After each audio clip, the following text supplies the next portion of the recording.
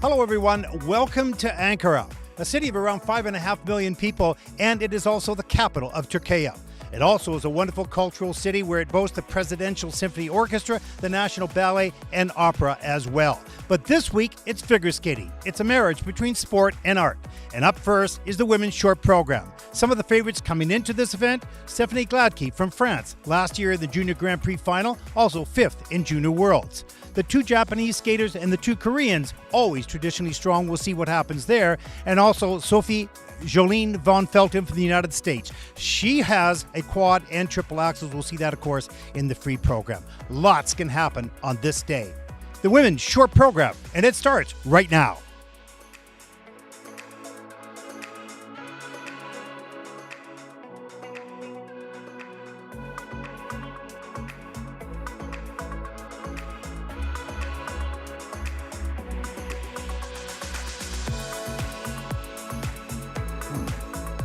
Hello, everyone. Welcome to Ankara, Turkey.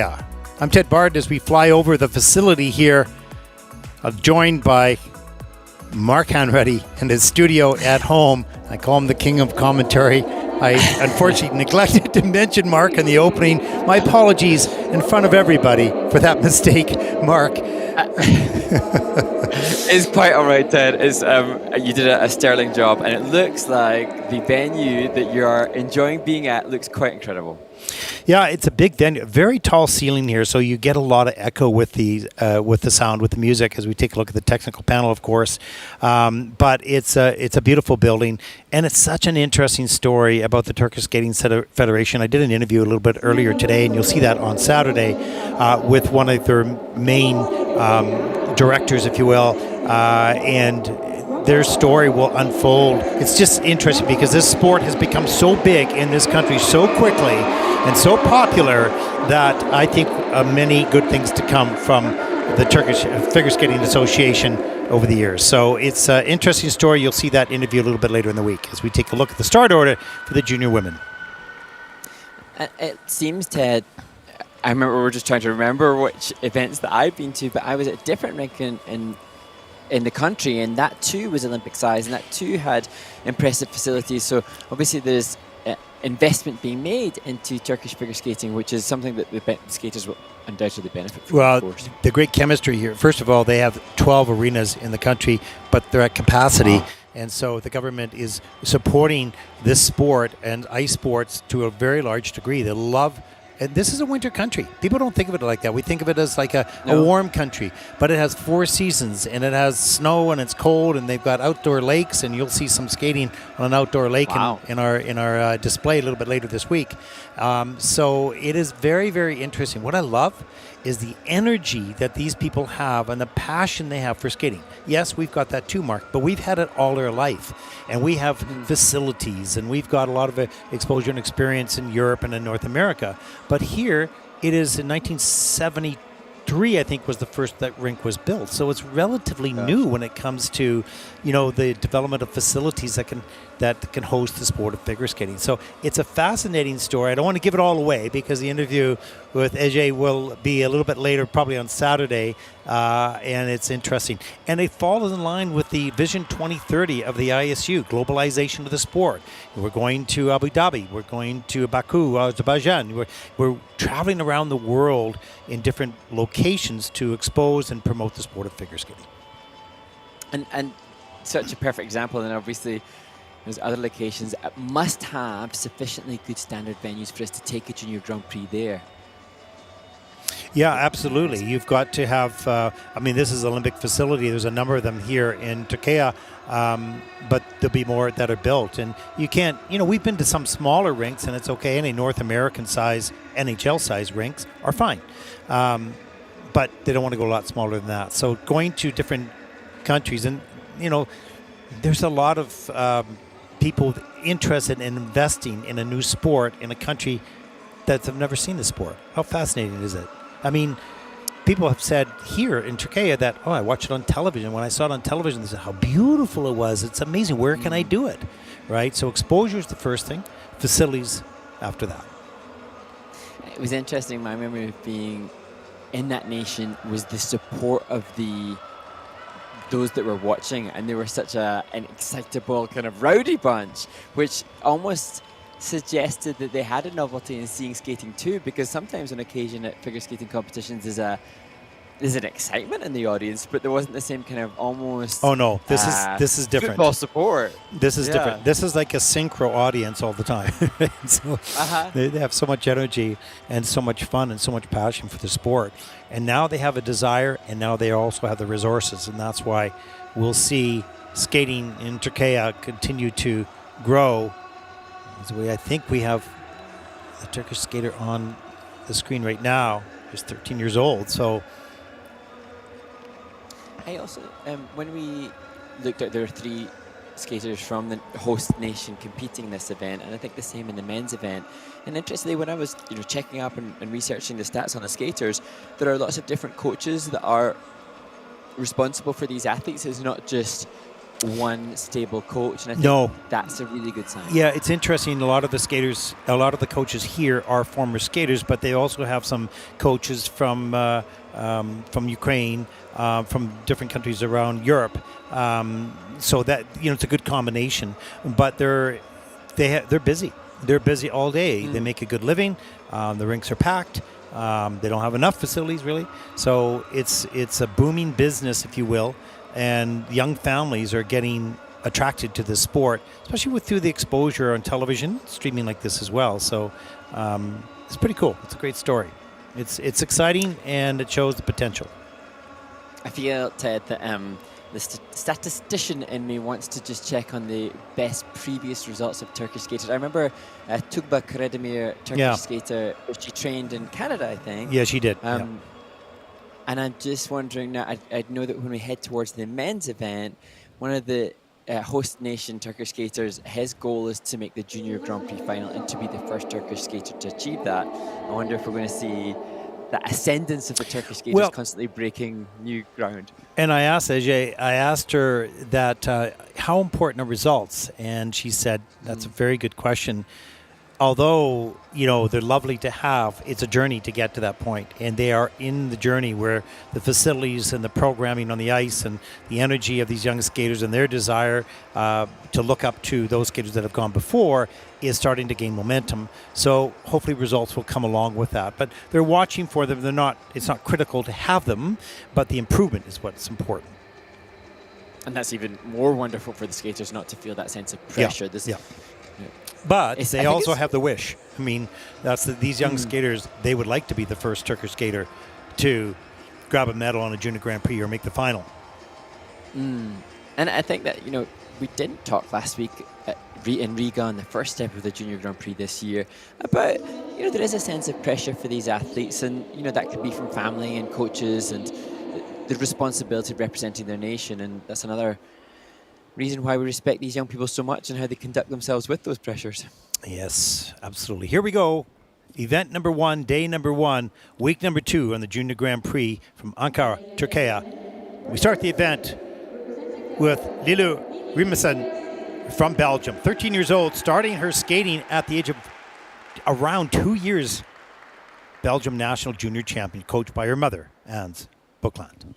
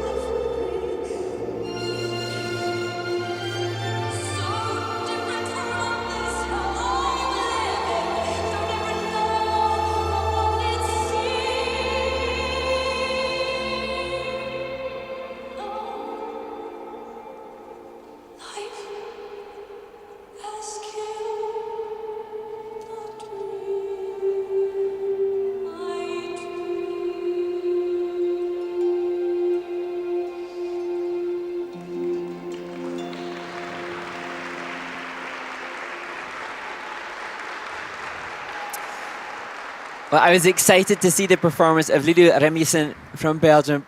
Having seen some clips and snippets online, she's got an exciting free skate to the Wednesday Addams vibe. But this short program has just, I feel, Ted, we're seeing a very definite star of the future. Such an all-rounder, well-packaged skater. And what I think even more amazing is that her mum is the creator, or so much of the creator of this vision on the ice. Total respect to mother and daughter. No, it's incredible because when you analyze, you break down this program a little bit, there isn't any weakness in here. She did the technical elements for sure, but it's her feeling with the music. There's a nice triple Lutz, double toe loop. And you see, you follow through with the arms. Here's the double axel, extension. You want to carry a little bit more speed, of course, across the ice, not just around the corner. Nice spins. There's the flying sit spin. And that comes in at level 4. So she's getting her features. Look how beautifully centered that is as well. It's a high-quality performance, Mark. Yeah, and a wonderful way to start the women's short program. And here she was sizing up the loop. You can see she was being very conscientious there. But I loved the little hop on the back outside edge. I don't know if it was intentional or it just almost looked like a 13-year-old that was relieved she'd skated cleanly in her junior Grand Prix debut. A bit of excitement. Carried a huge smile throughout the rest of the program once the 3 jumps were done. But it was natural. She was so happy and pleased. And that worked beautifully with the music. And as I said, as we see her with her mum there, Ans Buckland, an exciting free skate to come. And I've heard from Ans that, or I think I saw online that Lilou is practicing quadruple jump. She's mindful of what needs to be done technically. And then with the program component scores, the second mark, there's obviously extreme awareness of what's necessary to be successful in that mark too. So that's why I feel the future is very bright for Lilou. It is, that's for sure. Let's take a look at the scores. 54.32, first skater out. And that's a pretty good score, but this is a very good skater with much, much more to come as she goes through her journey in the Junior Grand Prix. Lovely skater, great start.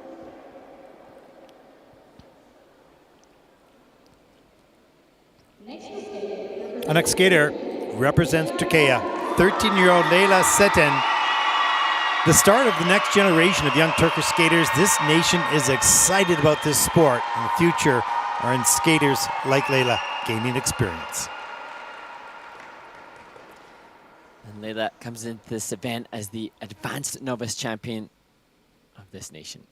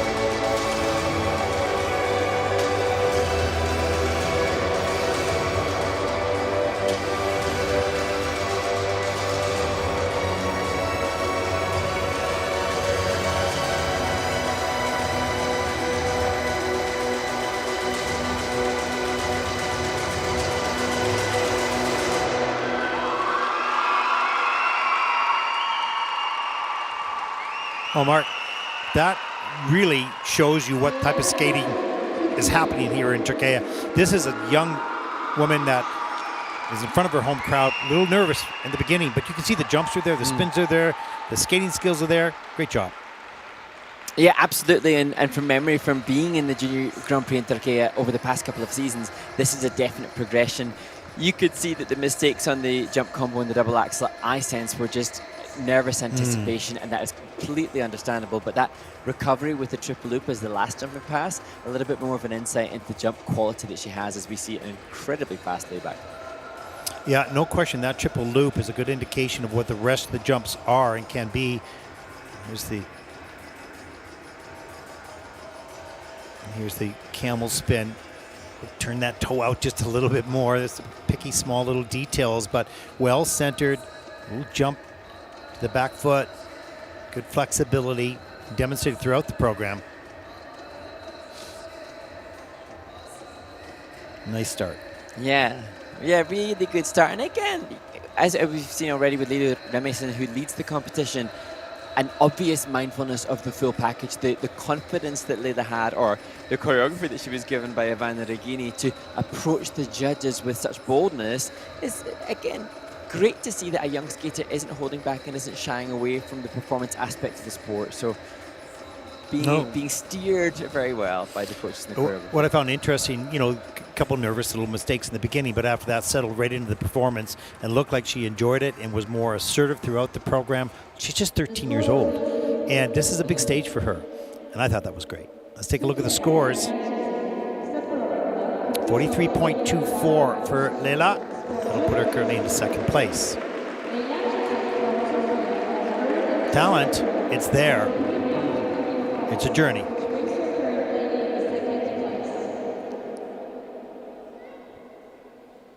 And learning how to stay in the kiss and cry till the end.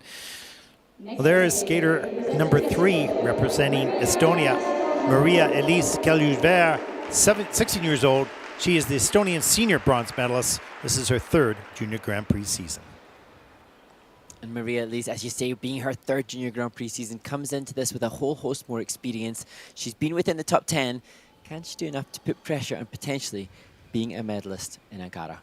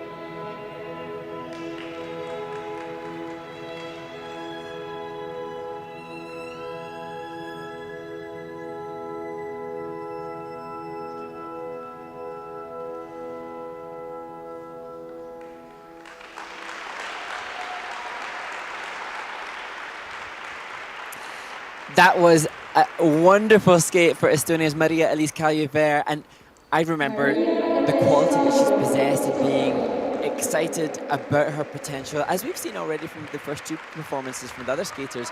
But immediately within Maria Elise's performance, you could see a speed and an ice coverage even before the big value triple that she did, which suggested this is a different league in regards to quality. I would say also the mental maturity of this young skater. She looks comfortable and she looks confident and she looks like she exactly knows what she's doing. There's the triple flip, big lift off that pick, up into the triple toe loop. So nice. I think that, no, it's all clear in the system. Double axel lifts off that takeoff edge, carries good flow on the landing as well. And you can see here the final, the triple loop. This is so solid, right on top of that landing foot. Great extension back, lean with the head. Yeah. I love that. That little bit of accentuate through her back and her neckline. Gorgeous.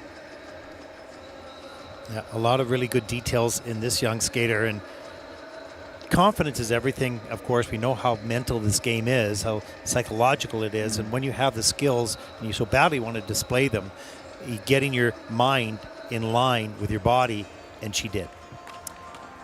And I think from seeing Maria Elise on the Junior Grand Prix for the past couple of seasons, I've seen occasion where we can recognize the potential and the skill that she has, but it was perhaps the confidence and self-assurity that prevented her from demonstrating that under the pressure of competition, whereas this was just indisputably self-assured, ready to deliver what she's been doing through the off-season.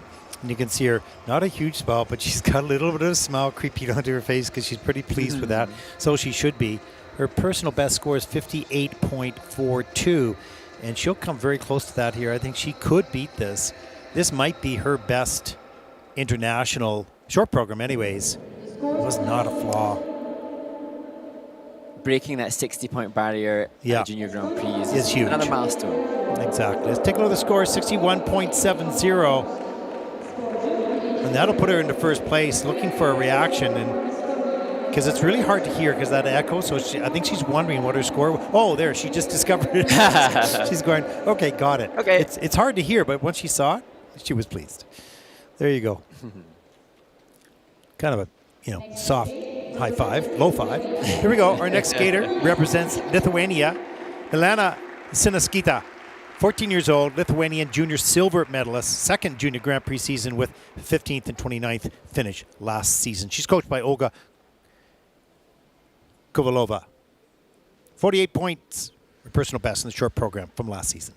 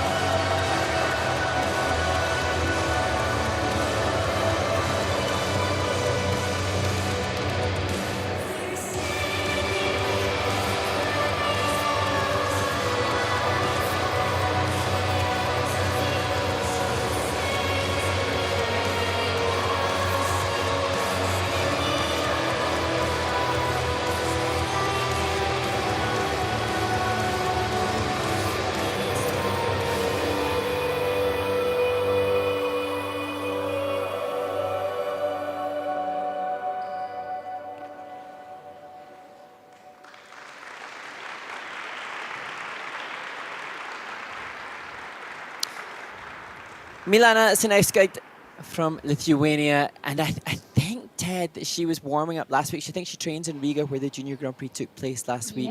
So she's had, perhaps, if I'm right, some effective training and preparation for this competition, and it will not, of course, be the skate that she was hoping for. I did see triple toes from her in warm-up, which showed such good jumping qualities. She had the ability to demonstrate even height and length on both the first and the second jump, which is so difficult to do. But unfortunately, during the performance, not to be. Yeah, it's so disappointing when you see a good skater with good skills have a bad day. The depth is increased. There's the triple loop. It didn't get up as much height off the takeoff, under-rotated on the landing. There's the double axel. And here is the triple toe loop a little bit later in the program. And she was a little bit too far back on the heel, but she was going for that second one and got too far back on the heel as well. Free leg stuck in front, had to take the fall. Has the skill, not all delivered on this day.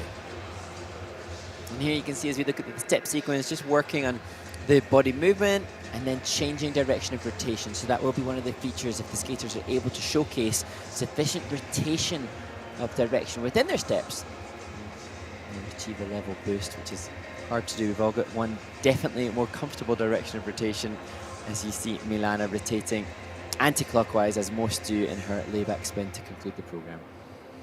And just a reminder, we can actually listen to the technical panel. I haven't been doing that right now until we get sort of rolling along, but we have the access to the technical panel. We can listen to the discussions, and it's one of the projects of the ISU to start to open up in the number of areas in transparency, and we're just testing to see how that works for commentators, and also maybe, who knows, maybe something will be opened up in the future for the fans as well. But it's a really interesting project, and they do such an incredible job. They really do. I just can hardly wait for this to be opened up for the people to listen to it. They're going to go, wow, that's impressive with the efficiency of what they do. So, some interesting discussions along the way. Artificial intelligence coming to help with the under rotations of the jumps to be precise and equal. So it's not just out of the eye of the one camera. So lots of new concepts and ideas being investigated by the ISU, particularly after the Olympic season as we entered into the next quad. Well, a member of the technical panel here for the women's event is Scottish, so of course I am delighted to see that there's Scottish influence on the tech panel.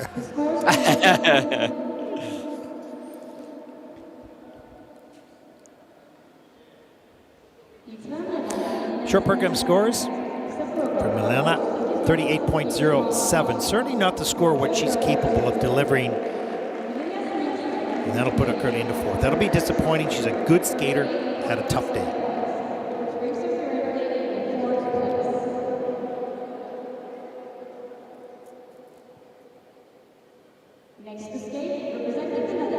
Our next skater represents the Netherlands, Lucca Dijkhuizen, 14 years old, first Junior Grand Prix event, but does have some good international experience.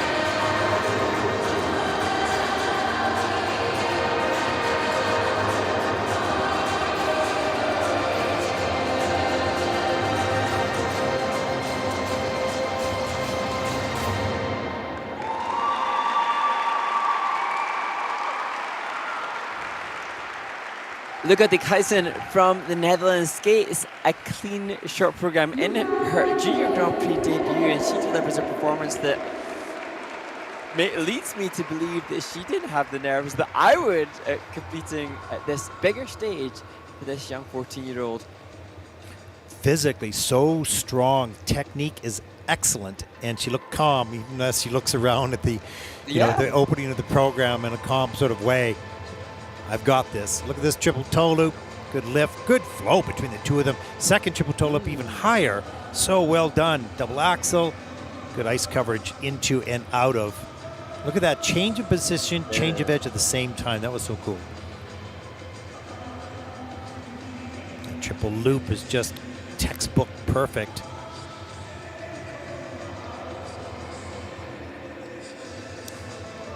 And as we look at the combination spin from Lucca, I just thought, Ted, that she had some quirky, unique movement stuff throughout the program too. I love the step sequence with the skid, and then she did like the one-person death spiral within that. So I think a skater that has their own mark to make, and not just, like I say, box ticking stylistically with what is conventional.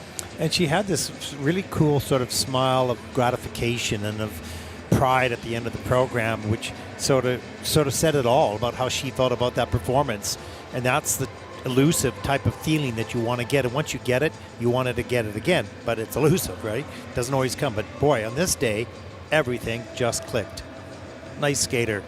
And wonderful performance. Yeah, kudos to coaches Yolanda Franken and Thomas Kennes. Thomas did 5 European Championships, I believe, and choreographs the work for Lucca as well. So kudos to the whole team. I think we see the performances, but we don't always give recognition to what goes behind the performance, and not just the team, but the parents too.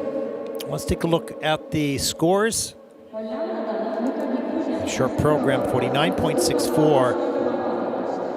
Maybe a little less than what you'd hoped for, considering a clean skate.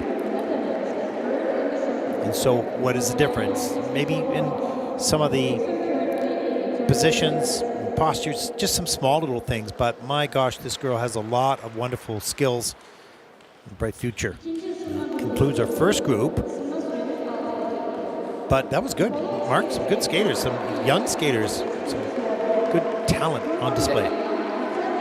And great to see not just the novelty of seeing new skaters like Lilou, who is in second place, but then to see Maria Alice, who we have seen for multiple seasons now in the Junior Grand Prix, coming into their best ever form. I think that's really encouraging to see. Now, and then, as we've said before, do we did. Oh, sorry. No I was going to say, hopefully that gives the energy into the changing room so that everybody's led to believe this is a clean skate vibe of the event.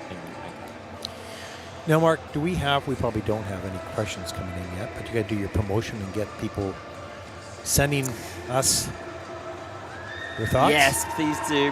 Oh, actually, as I check, I do hear from the great Teresa Marker, who does a brilliant job on social media for the International Skating Union. She has sent us in some questions, perhaps on the back of, oh no, in fact, indeed, they are questions pertaining to what's going to take place, because I did see a reply to the ISU social media from VS03, Chiara Minighini for the win. So Chiara will be competing, I think, she's the Italian representative, and she will be the 28th of the 35 women competing. So it's great to hear that the support from all around the skating community. We would love not just to hear any questions that you may have, but just like that one, who are you here to support? Who are you eager and excited to see? Because where are you watching from? I mean, we're always interested in viewership from around the world. What country are you living in, and how did you access this, or how did you discover the Junior Grand Prix? All that information is wonderful for us to hear, and we'll pass it on in the broadcast. Another question, Ted, coming in from Nicole Romanova. How do you prepare yourselves before commentating?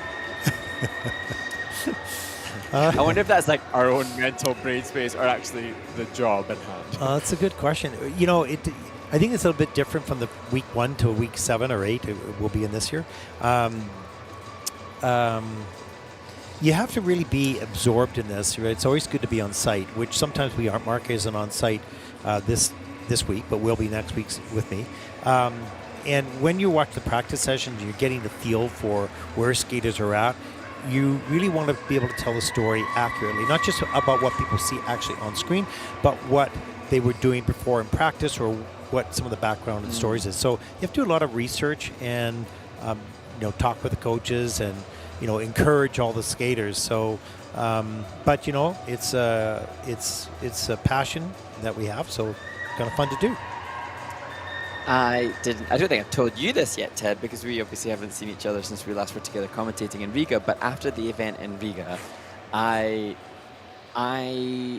am always keen to get some backstories and life stories wherever possible on the athletes. And so I'll try to run through. We print off, I'm terrible for the planet, but I print off all the sheets of paper for every individual skater's biography and then try to just take some notes for each person. Last week in Riga, we finished the event on Saturday, and I think we got back to our hotel maybe 9-10 o'clock at night.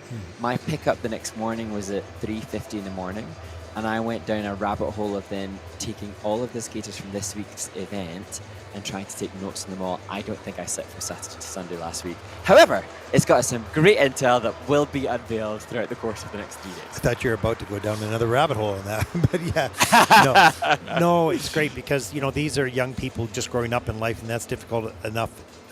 Adding to then high performance. So it's great to sort of know a little bit more about the person and appreciate the skate, help them through the tough days and celebrate on the good days. So, so it's I'm not sure if we're answering your question because we're just drifting out there like a bunch of blabbers.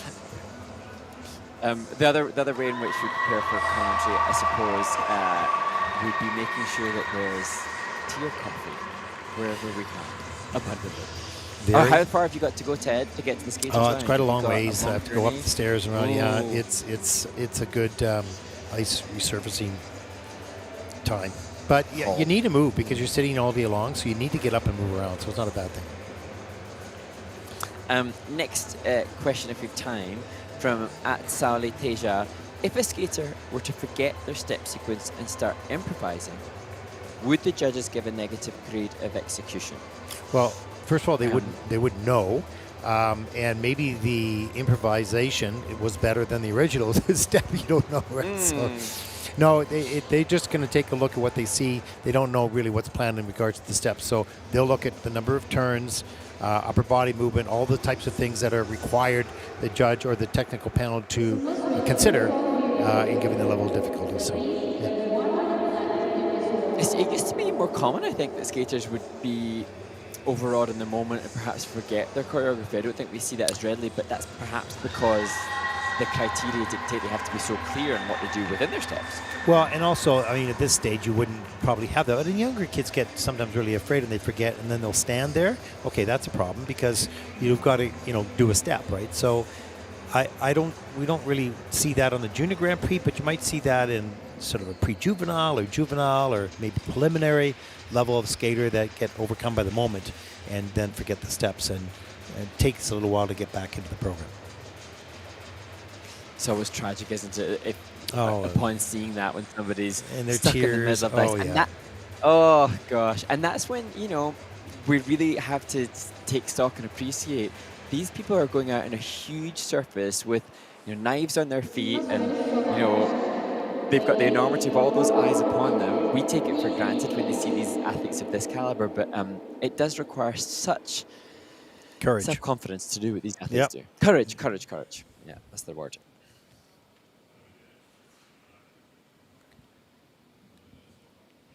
Well, final words of encouragement there by the coach of this next young skater representing Romania, 15-year-old Natalia Runcan. And she's coached by Simona Punga. She shares her training between Italy, United States, and Romania.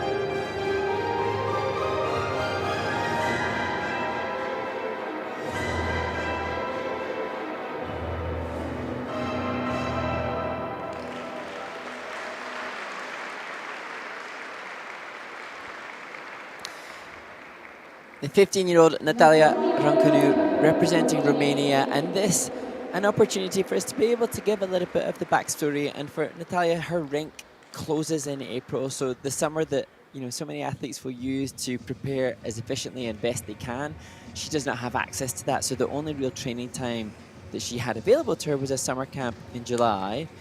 And what I would also love to acknowledge is that, seeing some of the stuff that the skaters post on social media or their coaches, I've seen some wonderful, lovely triple loops, and you can see the result here now under the performance, totally off axis. But I have to argue, Ted, that will be more likely that she's snatching at that takeoff because she hasn't had as many run-throughs and the adrenaline is affecting her timing, which is corroborated because you see the triple salto that I also saw online in practice here. Good timing and technique is really important. Strength, if you must over muscle a jump because you're out of shape or you haven't, it's what you tend to do. Try harder when you haven't had the ice time to gain the confidence. We could see that on 2 takeoffs, the jumps that had the problems. Yeah, and that's where I suppose I feel impassioned to speak up on behalf of Natalia, that I know that she can do really good triple salto, double toe. I've seen that. And it wouldn't be in the program unless she could do it, but doesn't have the access to the training time to be able to get the run-throughs in, and hopefully now the frustration and upset she feels doesn't prevent her from wanting to return back with even more conviction to replicate what she can do in practice. Yeah, and I think that's the great thing about the Junior Grand Prix is that there's not so heavy prerequisites that don't allow you to compete. It allows you to compete, and we see different standards because sometimes the ice rinks close, or there's been an injury, or you're just starting out. That's what the Junior Grand Prix is all about: participation, and we can tell those stories. You wouldn't see that at the senior level. I mean, fewer skaters in the Senior Grand Prix for sure. There's only 12 in each category, so. This sort of really is the reality of what some of these skaters have to go through with rink closures or, moving to different countries and all sorts of different difficulties in life. And what's great here is that her regular coach, Simona, she's got work exams that prevent her from being here. Paniotis is here with her coach that they collaborate with a little bit in Greece. They both kind of collaborate with their difficult situations respectively, and you can see how much he's trying to cajole Natalia despite the frustration. Exactly. 27.93 for Natalia. Not the skate that she's capable of, but it was what delivered today, and she puts her currently, for the moment at least, into 6th place.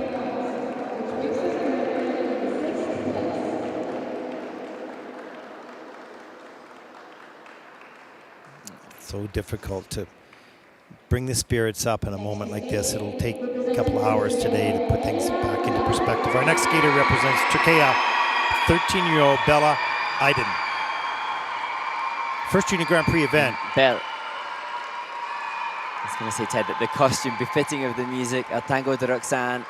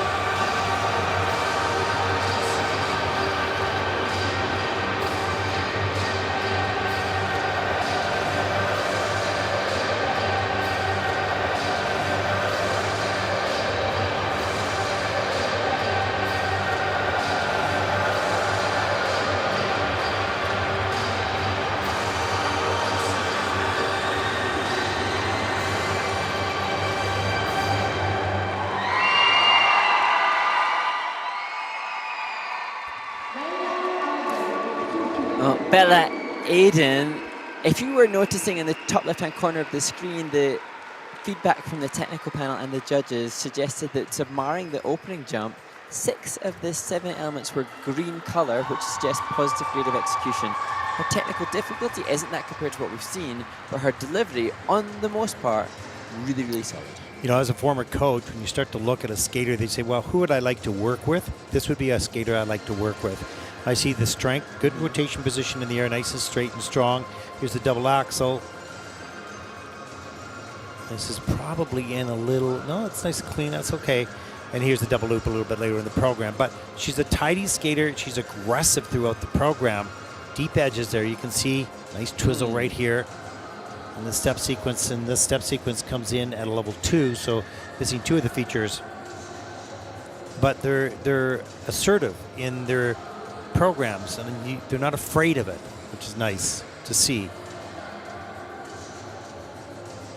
And as we see the closing element, the flying sit spin, that coming in at a level 4, and the grade of execution that Bella achieved just adds so much to the fact that she didn't have triple loop.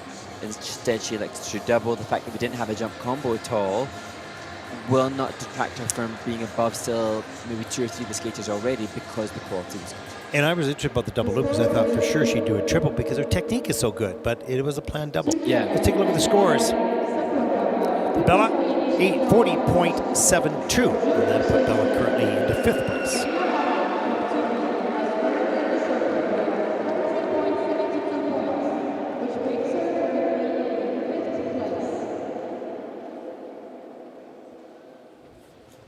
And there is a look at our next skater representing Taipei, Yu-Feng Tsai, 16 years old. Yu-Feng was the first skater from Chinese Taipei to win a medal on the Junior Grand Prix in 23 years. She did that in Osaka, winning the bronze.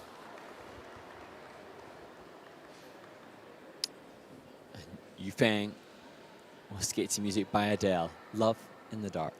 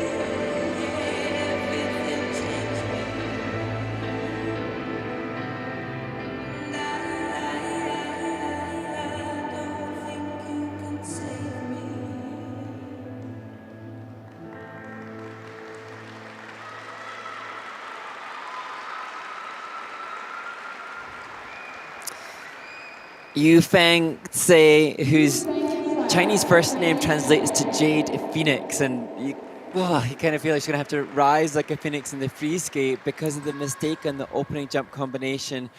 Just such a costly mistake for a skater that will have aspirations of being a medalist here.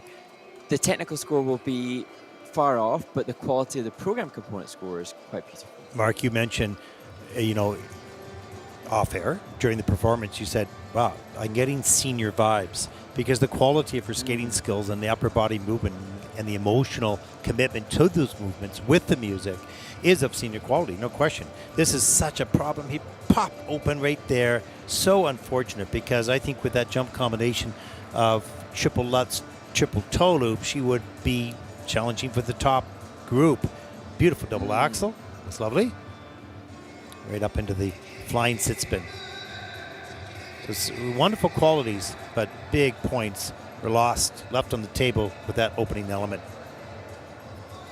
And one of the things that I so appreciate as we see the triple loop is the neckline. So as we see the landing, I think it's a little under. Yeah, it is under the system. Yeah. But the way in which Yu-Feng Tsai holds her neck, she's just so elegant. And it's when a skater has the confidence to elongate their neckline as she has, it just draws you in so much more to the performance. Even that last movement, just beautiful. Stretching back, bringing the arms up. Beautiful, beautiful skater. Unfortunate mistake at the top of the program. And interesting that when we get to see a little insight into the judges' scores, the components are not too far off the leader, but of course the tech score prevents her from getting that position. At 47.78, even Yu-Feng went, okay, that's not too bad, considering the mistake, and that'll put her currently into 4th place.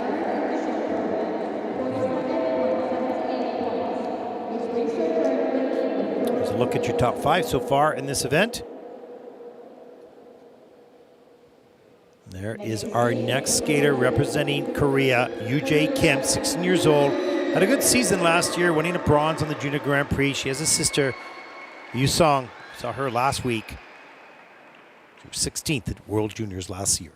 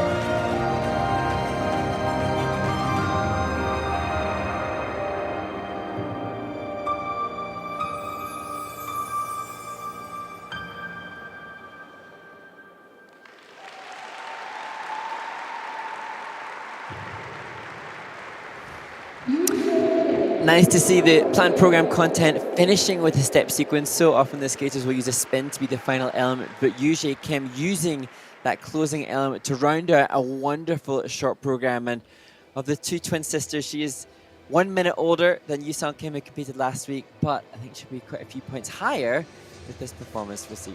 Well, this performance came all together, both technically and artistically, emotionally, as we see the double axel. Watch her right off the end of the edge, cross the ice. That was nicely done.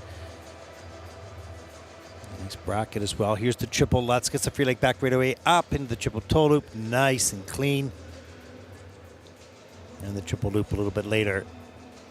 A little bit forward, a little scratchy on the landing, but overall not too bad. And the rest of the program was just beautiful, elegant, and connected to the music.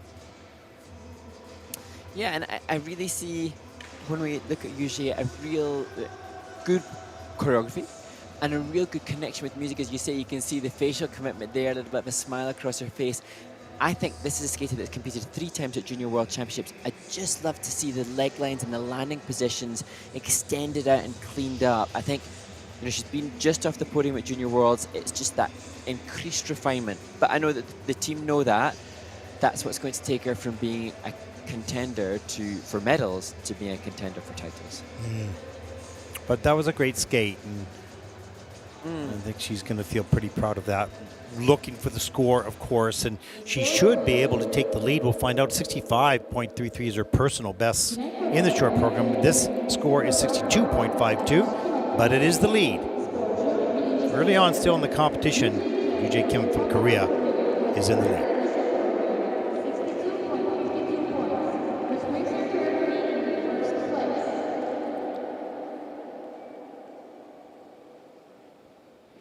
There is our next skater representing Indonesia, Jillian Santana Wongso. 19 years old, second Junior Grand Prix season.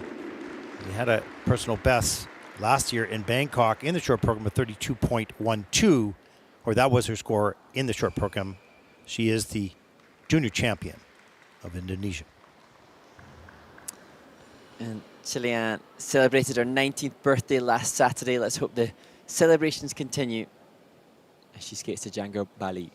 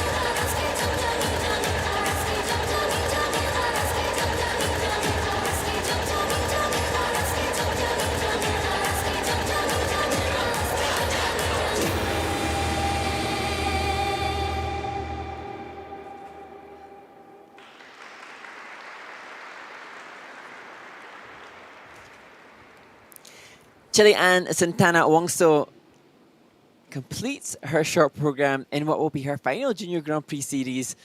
And the opening double axel, solid, just some mistakes there in the double Lutz double toe later on.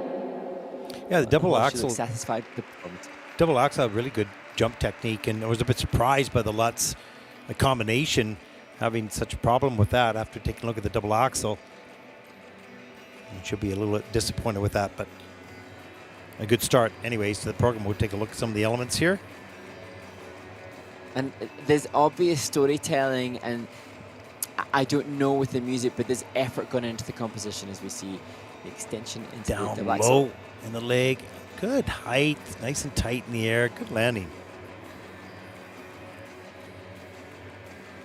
But that did not lift up at all. The timing of the takeoff was poor between the jump leg and the pick leg, and just struggling to get through.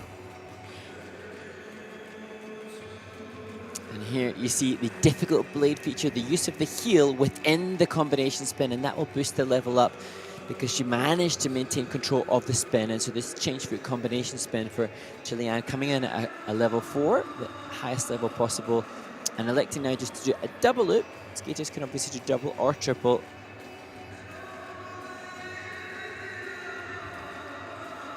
And I suppose we should acknowledge as we see her joined by her coach in the kiss and cry, the context double loop, well, triple loop worth over 5 points, depending on where it's placed in the program.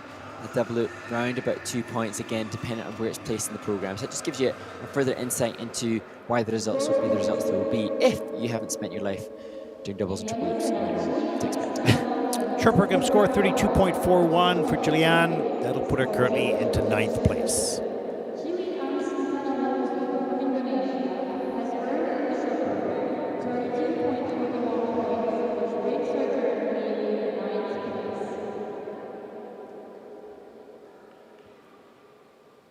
And there is our next skater representing Andorra, Andrea Pazos-Guerra, 17 years old, second junior Grand Prix season. Andrea will skate to music by Elton John, I'm Still Standing.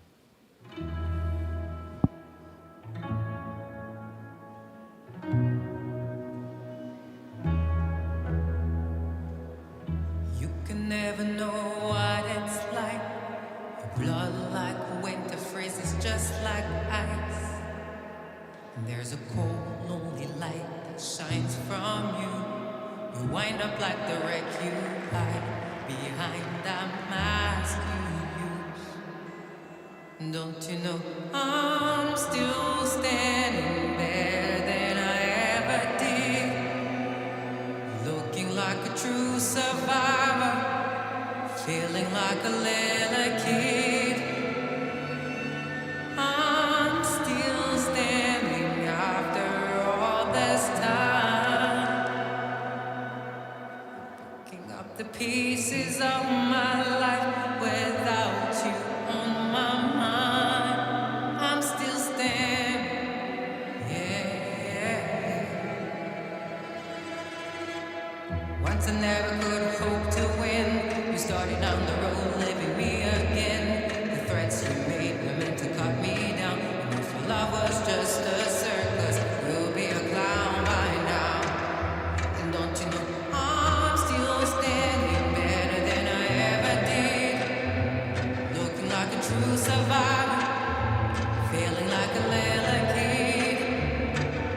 I'm still standing after all this time, picking up the pieces of my life without you on my mind. I'm still standing, yeah. I'm still standing, yeah.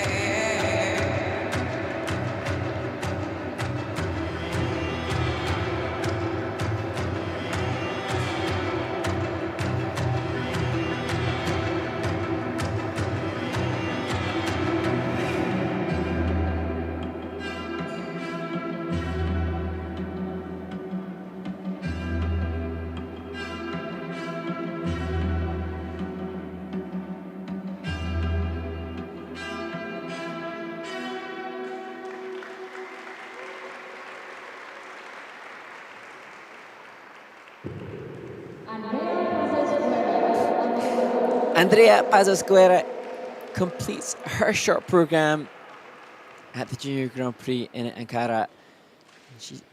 An insight for us to see the different standards coming into this event, and Andrea doesn't have the same technical proficiency that some others have. And this week will be such an opportunity for her development to be alongside so many of these elite skaters as we see the double axel. Well, only 6 hours a week in the low season, in the high season 12 hours a week. Just not a lot of time. And so it's hard to get the mileage you need to gain the confidence on where you're at and to explore where you want to go with more difficult jumps. And so this is what we talk about quite often in the Junior Grand Prix. Resources mean everything. It's not that the capability of the skaters is less, it's that the opportunity is a little bit less. And that's what we see in the juniors. That's okay. And as we look back at that combo spin, great to see some different choices of sit behind features, some other features that not all of the skaters can do. But I was saying to you, Ted, that I need to find a little bit more background intel on Andrea, because I'm pretty sure from memory that the rink in Canio where they train is a smaller rink, and obviously the time that they have access to skating much reduced than that of some of the athletes that we'll see later on. So we have to be mindful then of the different capabilities that skaters have coming into it. But Andrea still, irrespective of what she has in terms of facility, has come out here and represented herself and her family really well. Yeah, and it's really hard for the. I have such admiration for skaters that come in with, less opportunity, fewer years perhaps, less facilities, et cetera, and to see the skaters that they're competing against or they're here within the week, and to have the courage to go out and just do their best they can do with what they have in the conditions that they trained in. And, it brings all sorts of things to the mind. And I think that these skaters have extraordinary courage, probably even more so than the skaters that are training at a high level with all the resources around them. So they don't know that because they've never experienced, a center that has everything versus the situation that they have. So I take my hat off, and I think this courage that it takes a skater such as this to come out here and skate the best that they can be on that day is amazing. Take a look at the score, 20.32 for Andrea. And that'll put her currently into 11th place. She'll want more, she'll wish for more, and she'll train for more. But when you love the sport, you go with what you've got. Nicely done. Okay, Mark. Now we have some videos to play back during our ice resurfacing. You have the list, do you? Or do I need to look it up? Or? Yes, indeed. So glad that we've got some videos to look back at. Yeah. And the first one during this ice resurface will be our must-watch moments from the first stage of the Junior Grand Prix this year back in Riga last week. And then we look at the Figure Skating Basics series. And so I'll give you a little insight for those that don't know about the short program versus the free skate. There you go. We'll be back right after this. Hello, everyone. Welcome to Riga, Latvia, and Mark and Ted's must-watch moments from a great week of competition. Mark? Yeah, opening up the event with the women's competition winner, Mei Akata from Japan. She was a bronze medalist 2 times last year on the Junior Grand Prix series and narrowly missed out on competing at the Junior Grand Prix final. This season, she was utterly golden, and she has said that she hopes to include a triple axel as the season progresses, and we look forward to seeing her continue to develop and improve even more. And in pairs, Ava Kemp and Jonathan Elizarov from Canada. What an outstanding performance they had at both the short program and the free program. Lots of injuries last season, but they're completely together this year, and they are a team to be reckoned with. The must-watch moment from the ice dance competition has to go to the champions from Canada, Leila Villon and Alexander Brandis, who moved up from second place after the rhythm dance to take the title in a narrowly fought competition. Their free dance, the Max Richter piece, was spellbinding, and such brilliant musicality utterly justifies their 15 points and their first step, hopefully, on the way to the Junior Grand Prix final in Nagoya, Japan. The must-watch moment in the men's event has to go to last year's World Junior Champion Ryo Nakata skating to Gladiator and landing 2 quads to start the program. Absolutely brilliant, and a great start to this season as he moves towards another Grand Prix final. In other must-watch moments, I was so captivated by America's Sherry Zhang. She didn't make the podium at this event, but her short program was a little bit of an homage to a great world champion of the past, Michelle Kwan. She was a 5-time world champion from the United States of America, and Sherry subtly but beautifully gave homage to her movement, and I thought it was a really fitting tribute of a great champion. And Mark, in my must-watch moment, I'm a little biased on this one. Grayson Long from Canada in the men's short program. He's grown and matured so much in his performance. Absolutely outstanding. His best ever performance and best score of his career.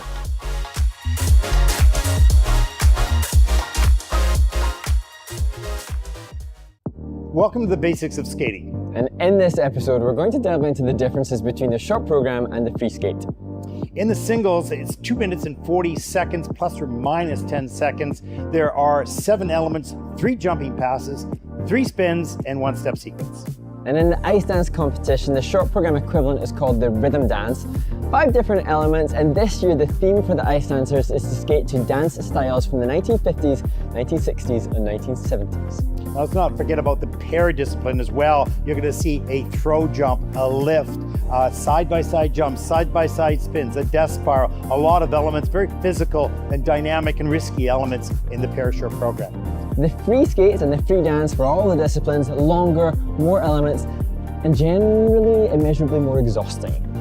No kidding, a long program now, 3.5 minutes for the juniors, 4 minutes for the seniors. In my day, it was 5 minutes, and that was very painful for the viewers, especially watching me. So that concludes this episode of the Basics of Figure Skating. Stay tuned to find out more.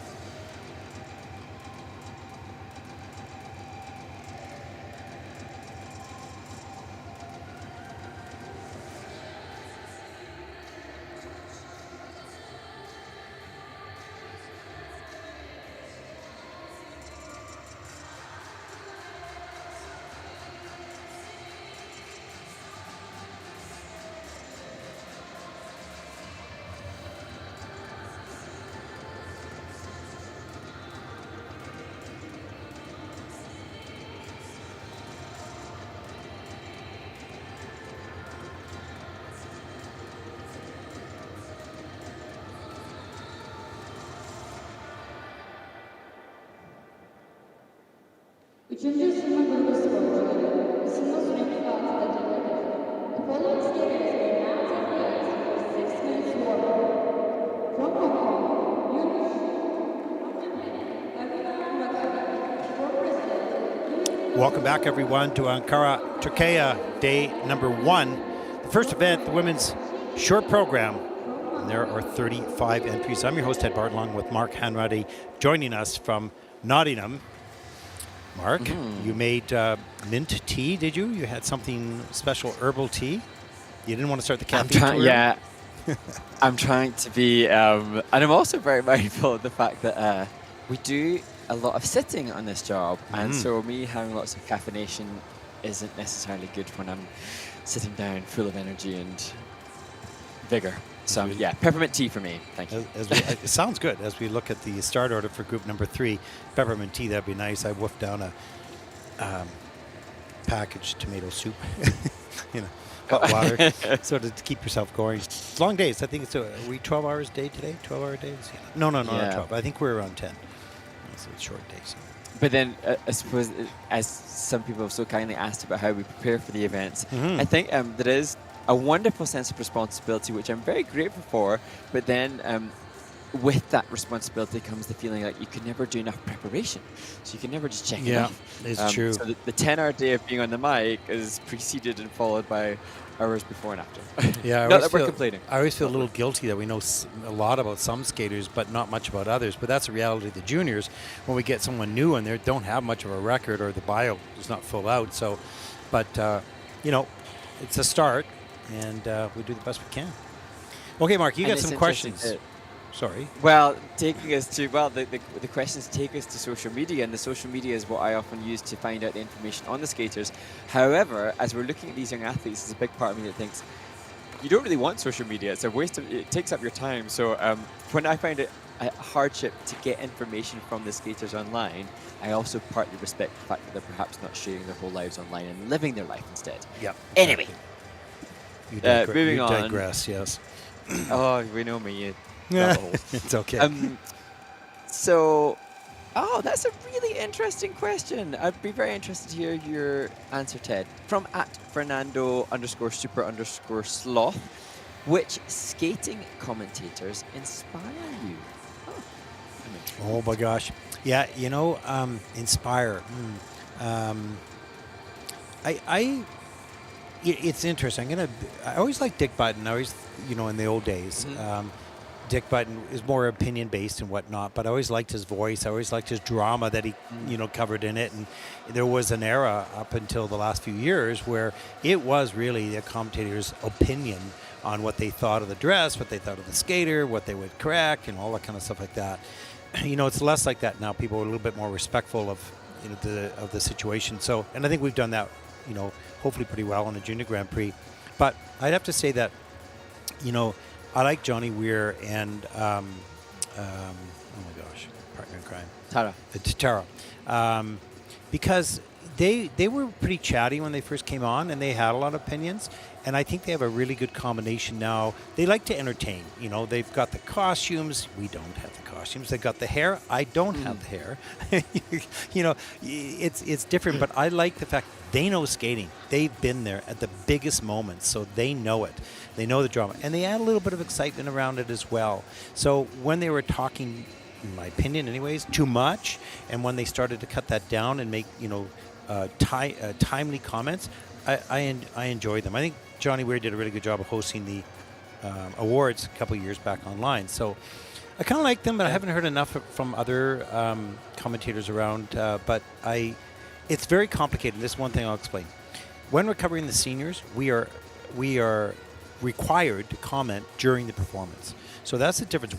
We're not required to do that here in the juniors because ISU controls the juniors, but in the seniors, the rights holders control that, and we're required to speak during the performance. We try to limit that as much as possible, just so people know, because sometimes online you read, I wish they wouldn't talk.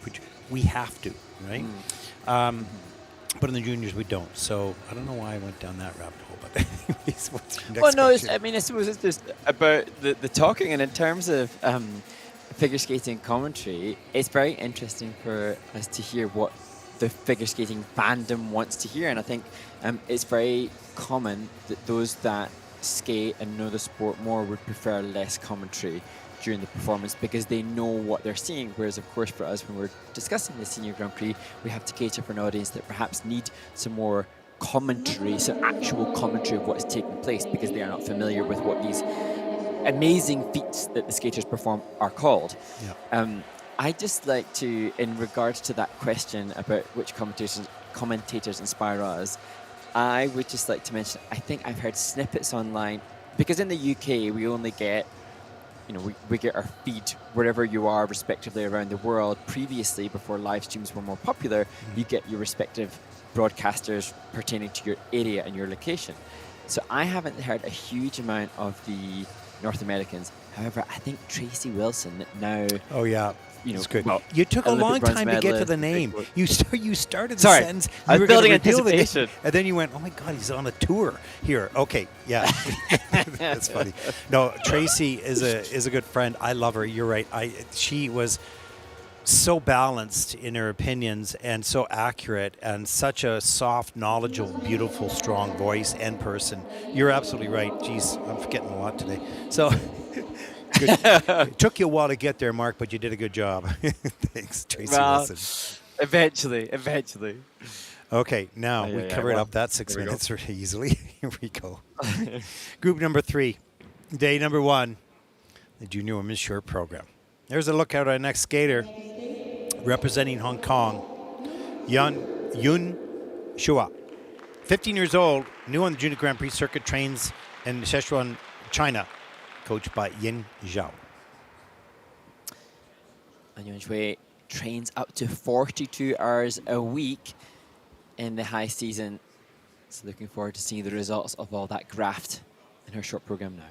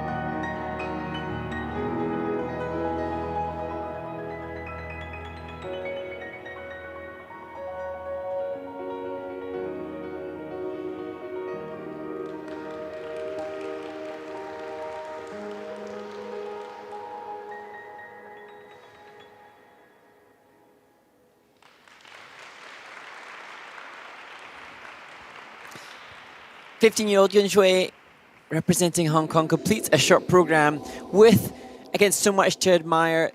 I was just remarking mentally, Ted, that when she was flying into the double axel, she sustained a lovely left forward outside edge spiral. She had flow, she had glide, she had classy refined movement. But that double axel takeoff is one that all the skaters watching will have experienced. They all have had that feeling of horror on takeoff. And we will take a look at that in super slow motion or slow motion just to get an idea how that happens. Why does that happen? Beautiful triple toe loop up into a double toe. I was surprised because she looked like a skater that could do all triples. This is double loop here. So solid, beautiful back, everything. Here's the double axel, watch here. Super slow. Watch the left edge. Right here, it's going to slip away from her body right there and puts her on that lean on the takeoff. And that is a hard fall. So you want to be right on top of that takeoff leg with none of the body weight moving off the center of balance. Wow, that was a tough one. And that's the kind of fall that just shows how resilient and tough these humans are. She's 15 years of age, she's a student, she's a skater, and yet she can take a fall like that and then carry on and do incredibly difficult feats like that upright variation as part of the combo spin, as if nothing has happened. Don't you remember such stellar? Don't you remember those days, Mark? When you were so young? You know what? I was thinking, if I felt I want to do one more double axel at my grand old age now, and I think if I had a fall like that, like Yun Shui has just expertly come up from, I think I'd shatter into thousands of tiny pieces and never be able to get up again. They are so strong. And you know what? Yun Shui tomorrow will be doing practice tomorrow, and she'll be straight back in jumping double axel again and nailing it. Yeah, it's just one of those horrible experiences. Well, we talk about that in some of our little pieces. The axel takeoff, jumping forward. You only do that on that jump. 41.25, and that'll put her currently into 7th place. Nice skater.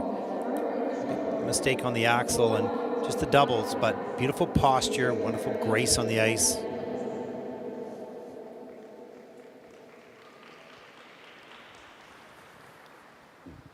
Here's a look at our next skater representing Japan, 17-year-old Haruna Murakami. Competed at the Junior Grand Prix in 2023, earning silver. 13th place finishes. Competed successfully in pairs and placed 4th at the Junior World Championships back in 2023.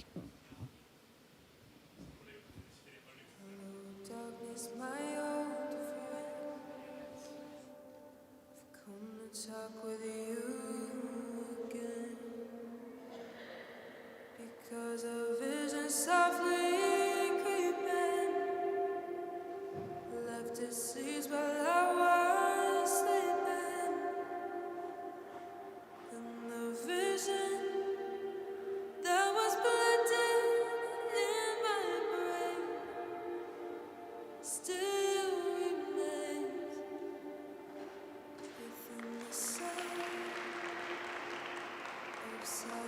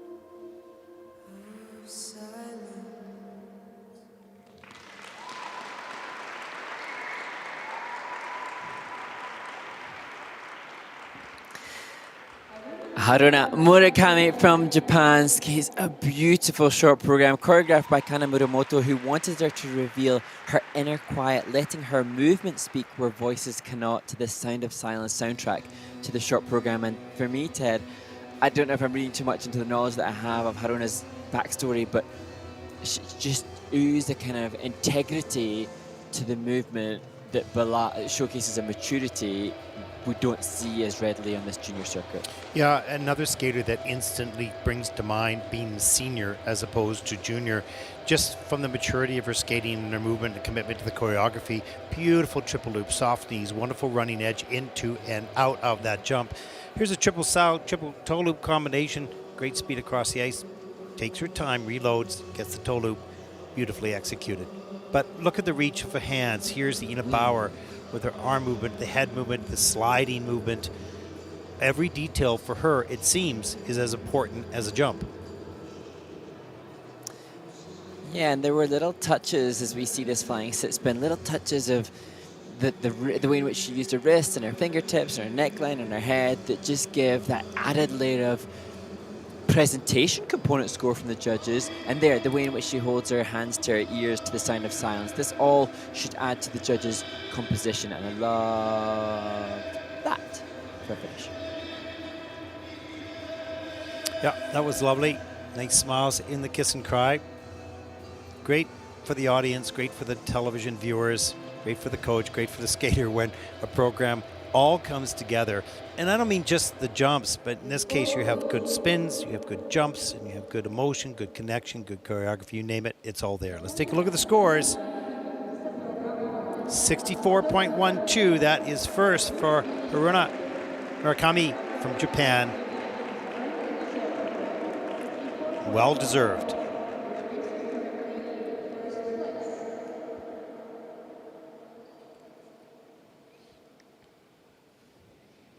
Our next skater represents Brazil, 17-year-old Louise dos Santos. First junior Grand Prix event, she was 21st last season at the Cranberry Cup International.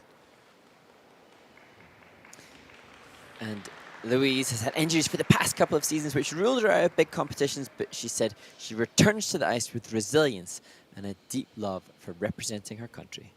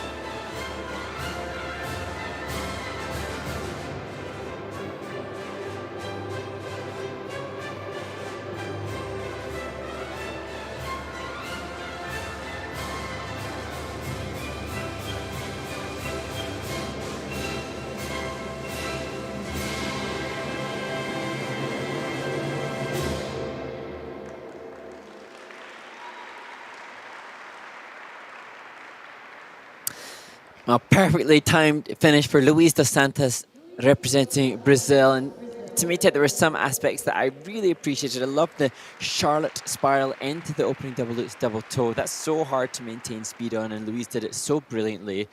But she obviously doesn't come in with the same technical prowess as some of the others that we've just seen. The flying sit spin, though, was a real shame for an athlete who's capable of that element. That will be the frustration for Louise as she leaves the ice.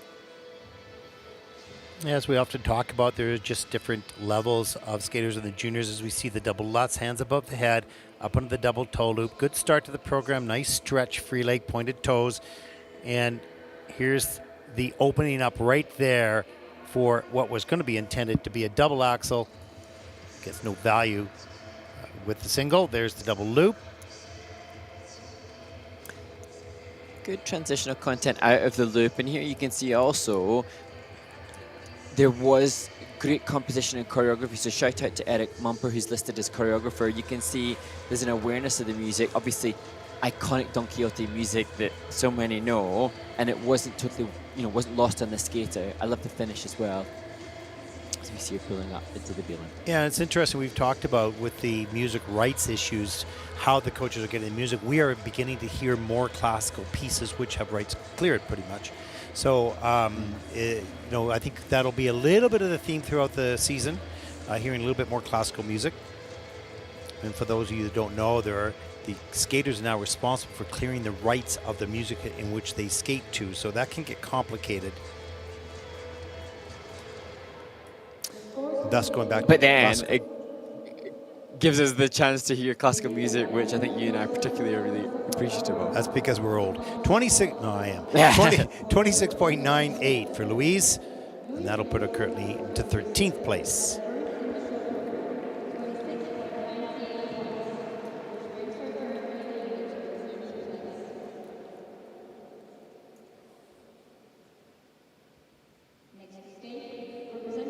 Our next skater represents Azerbaijan, Arina Kalugina, 14 years old, born in Russia, 14th last year at the Junior Worlds.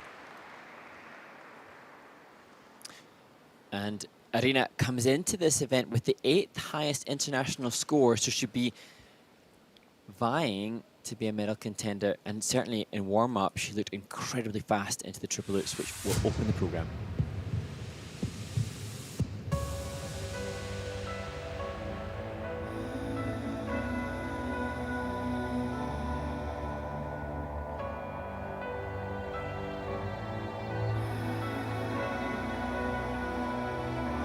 I've seen the world, done it all, had my cake now. Diamonds brilliant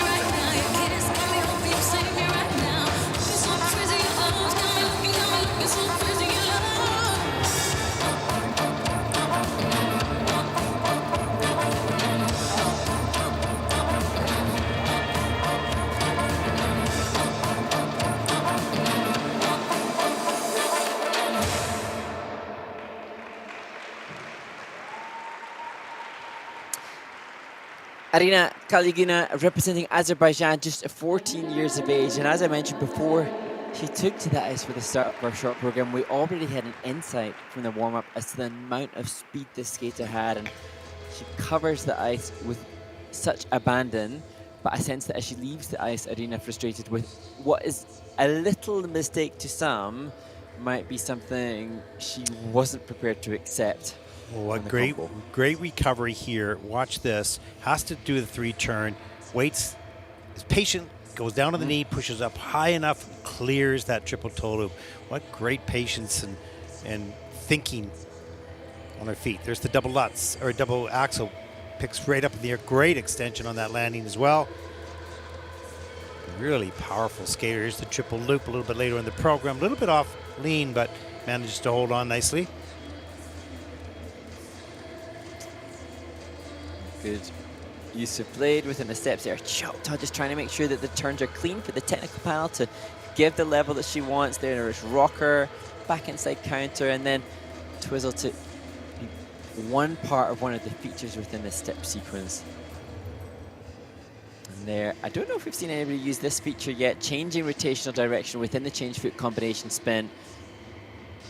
And a good example of it, just seeing the travel across the ice there at the end of that for Arina. That is a reduction in the grade of execution. So little points lost. A really strong skater, really good skater. Just a big, no, not a big mistake, a medium mistake on the jump combination, but you can see the technique and the power and the strength and the ice coverage. So many wonderful qualities of this skater. And when it's all put together, she'll be a threat. Yeah, it's just really interesting to now see how the judges between the technical score and the components will divide these skaters. The top 3 currently had clean skates. In fact, the top 4 had clean skates. Top 5 had clean skates, but different technical planned program content. Now it's going to be very much about the grades of execution and the program component scores. Which of these skaters showcase the best skating skills? And only one element is in the minus, of course, the jump combination, a minus 2.61. The rest are in the positives, but not huge positives, so she's not gaining a lot of points on the GOEs of the technical elements. It's a 54.18 for Arina, and that'll put her currently into 5th place. That's your coach just nodding, sort of, okay, not too bad considering the jump combination was costly.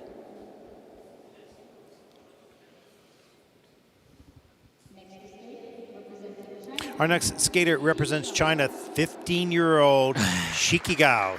3rd Junior Grand Prix season, had a good season last year with 7th in both the Youth Winter Games and Wuji, the final Junior Grand Prix on the circuit. And Shiqi Gao had some huge scores at the Interclub Stage 2, a Chinese domestic event, a score of 6-8 in her short program there. Can she get close to that here internationally?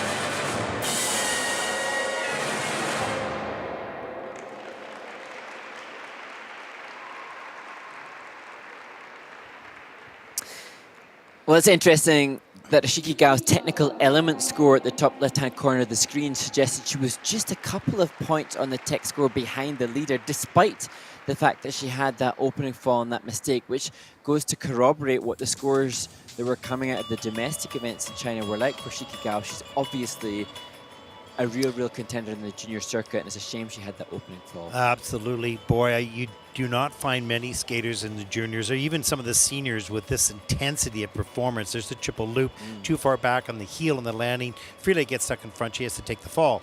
But a little bit later in the program, use the double axel, watch the arms snap forward, lifting her off the takeoff edge up into a flying sit spin.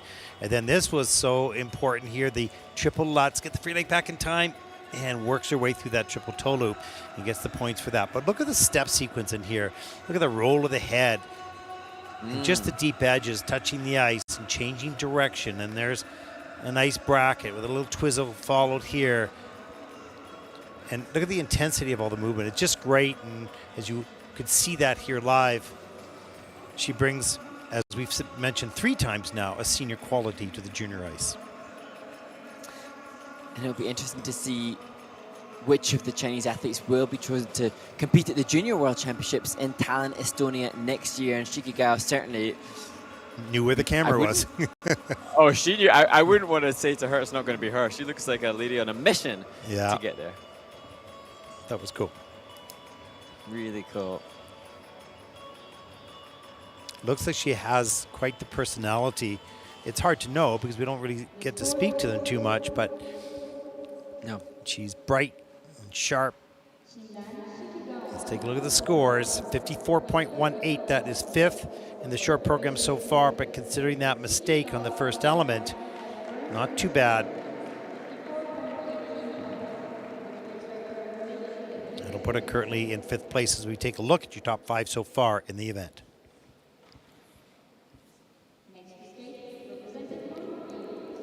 Our next skater represents Hungary, 14-year-old Zsofia Szeplaki.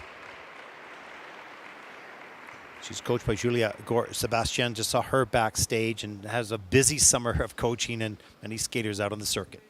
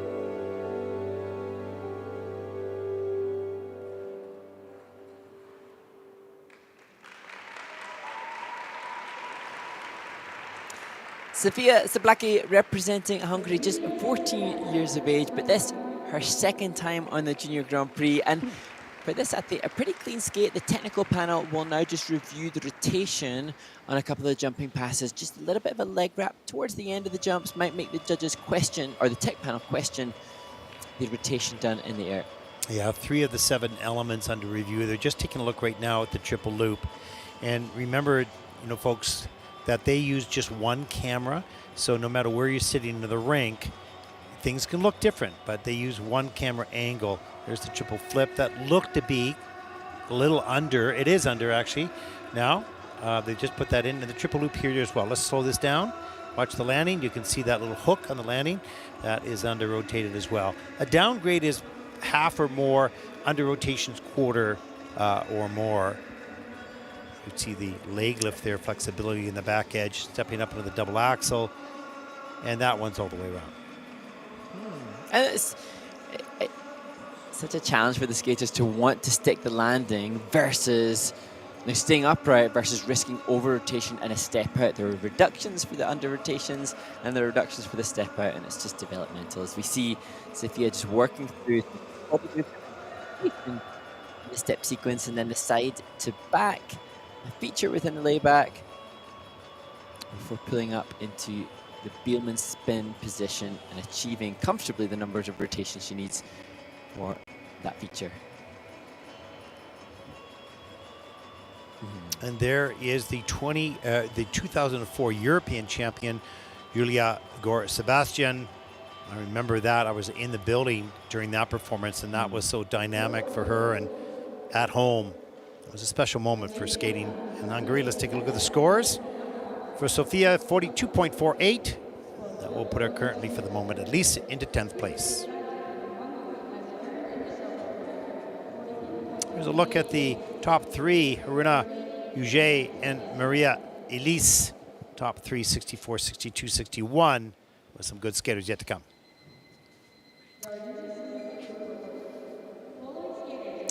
Here we go.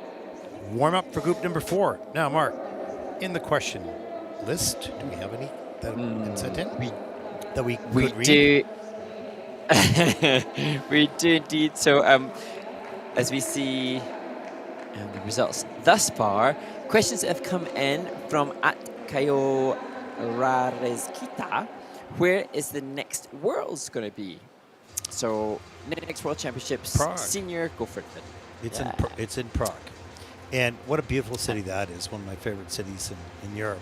And yeah, that's going to be exciting. Of course, it's post-Olympics, so some of the Olympic champions may not be there. They may or may not. We don't know. But it gives you sort of a heads up as to what's coming up over the next 4 years. So it'll be Prague. There you go. Yeah. And then for the juniors, do you believe it's going to be Tallinn, Estonia for Yes. those that are lucky enough to make the Junior World Championships? So Yes. European destinations. This. Oh, hello, Sophie. Step out there for the possible favorite on screen. Sophie Von Felten from the United States of America.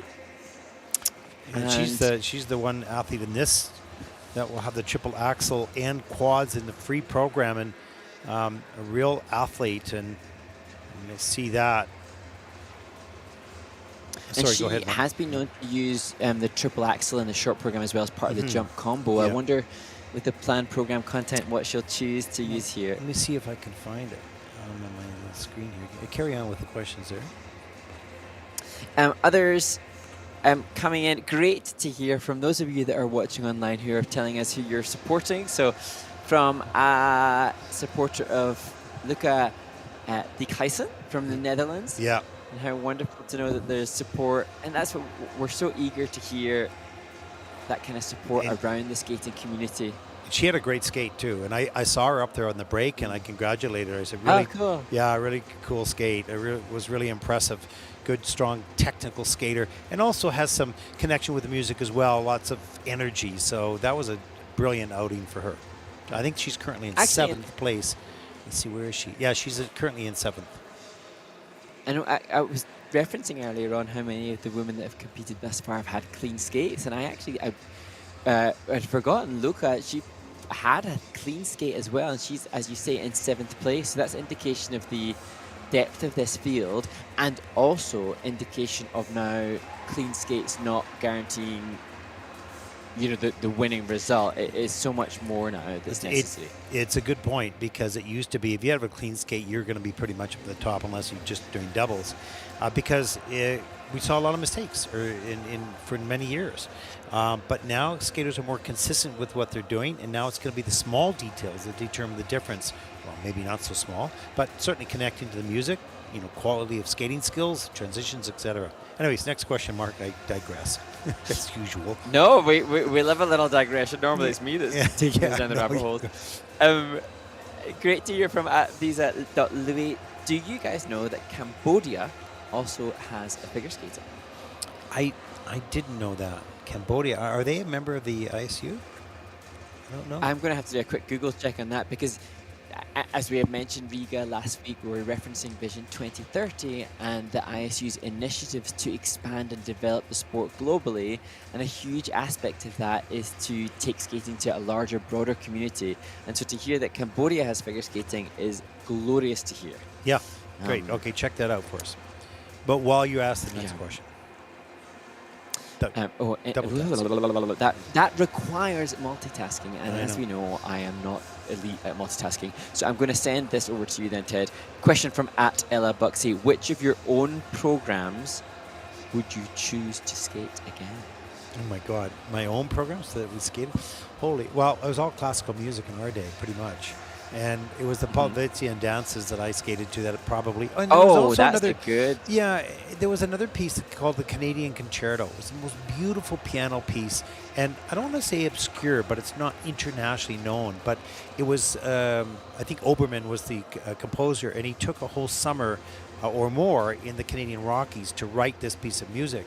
And he wrote it based on a whole day of when the sun rose and the animals came out. The whole thing. It's absolutely spectacular. It's called the Canadian Concerto by Oberman.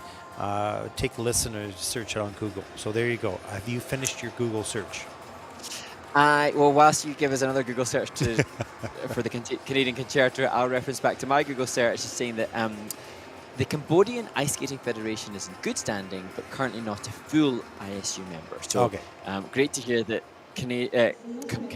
Cambodian figure skating is alive and well, and we hope to see then Cambodian skaters competing internationally at these events. It's going to get confusing. Canadian and Cambodian, it sounds pretty similar. Yeah, exactly.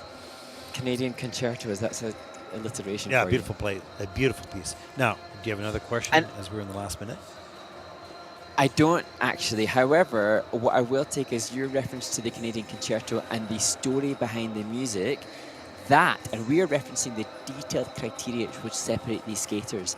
Skaters that perform with stories behind their pieces, like that which you've just given. You've given a story behind the music that can then be translated into the choreography and the storytelling of the athlete. That's the kind of detail that I love to hear about, and that's when we really see the choreographers differentiating the athletes. Okay, and that's a big question for me. Should people know what the story is? If it's got a piece of music that's obscure and you don't really know, you're watching the skaters, oh, that's really nice, but you don't know there's a story to it. Is it something that we can add to the quality of skating or for the viewer, that the story is told beforehand or is available online so people can see the interpretation? Say, well, if it's good enough, you'll understand it. I don't know. I'm not sure about that. That's for later to debate. Let's move on. Ooh, well, in terms of storytelling now, as we look at Latifakhon Shoisaeva from Uzbekistan, I couldn't get a huge amount of information or intel on this athlete before the event. But I don't know the story behind this performance, but the music is Ninja by Maxime Rodriguez and the costume is serving ninja vibes.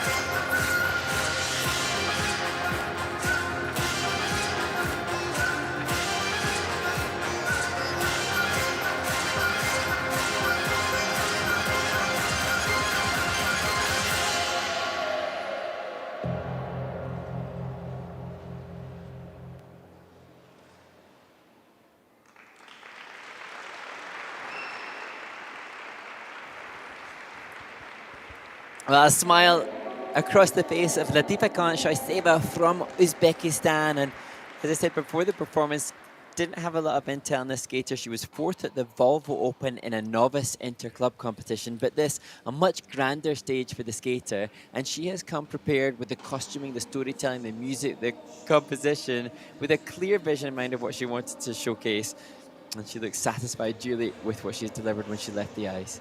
Yeah, I thought she did a really nice job all the way from the opening. Here's the triple Saka up into the double toe loop. A little bit around the corner on the landing. This triple loop was nice. Fight on that landing position. Look at the stretch free leg turned out toe there. Fast. Really that good. laid back comes in a level 3, so missing just one feature on that. And then the double axel. Really lifted off that takeoff edge. Good air time in some of the steps. And here we see one of the combinations of turns, counter twizzle, back inside loop, that potential level feature, and there the flying sit spin. And it's wonderful really now for us to see all of these skaters skating cleanly, because it just does cement what differentiates. And Latifakhon has done a brilliant job.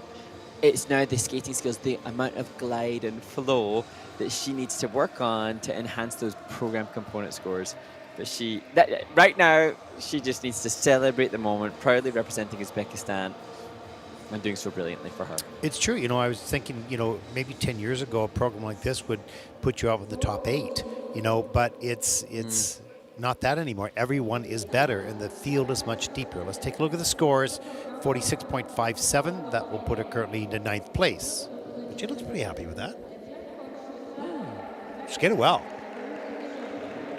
Did her job. That's all you can do.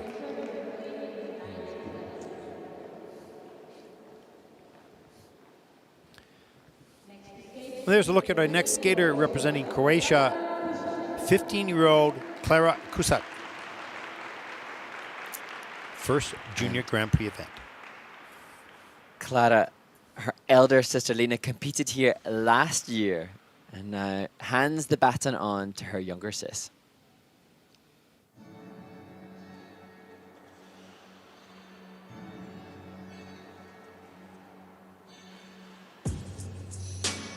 Confrontation never has been my strength. Always felt like I should take all the blame. But something is changing and I can't contain it no more. All the speeches that I made in my head, all knows I know that I should have said. Like waves in this water, we're rising up stronger, come on.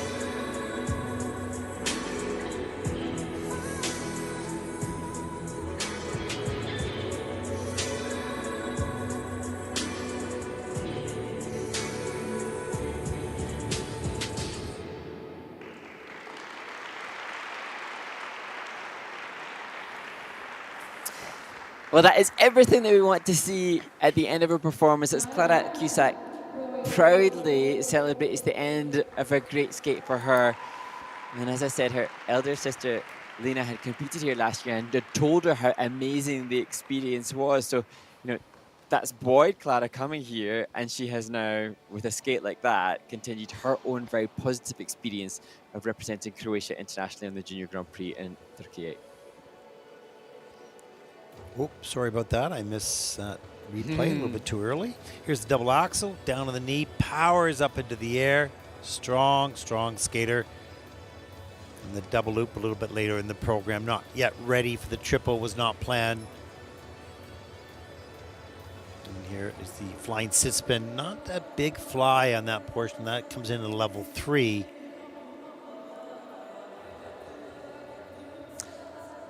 And I think we can see in the slow motion replays that the technical element score, she needs to continue to work on the positive features to try to attract a better grade of execution. But her commitment to the choreography was great, and she actually did say that she was looking forward to this new style of short program and how much fun she had with her choreographer Feline van Kempen. And you could see that in the movement for Klara. You could tell she enjoyed that style of music. Did you ever have a piece that was choreographed for you that in your mind you went, I hate this, but your lips went, oh, it's nice, I like it. There's for the skaters, Klara may be one of them that go on to do show for skating. you. I'm talking about for you. Oh, did you ever but have it? Plenty of times. Well, when I've been choreographed for in the show and thought, oh dear goodness, I've got to sell this like it's the best thing in the world, and I feel like an idiot. There's been plenty of occasions. So the answer was yes. 39.36 for Klara, and that'll put her currently into 14th place.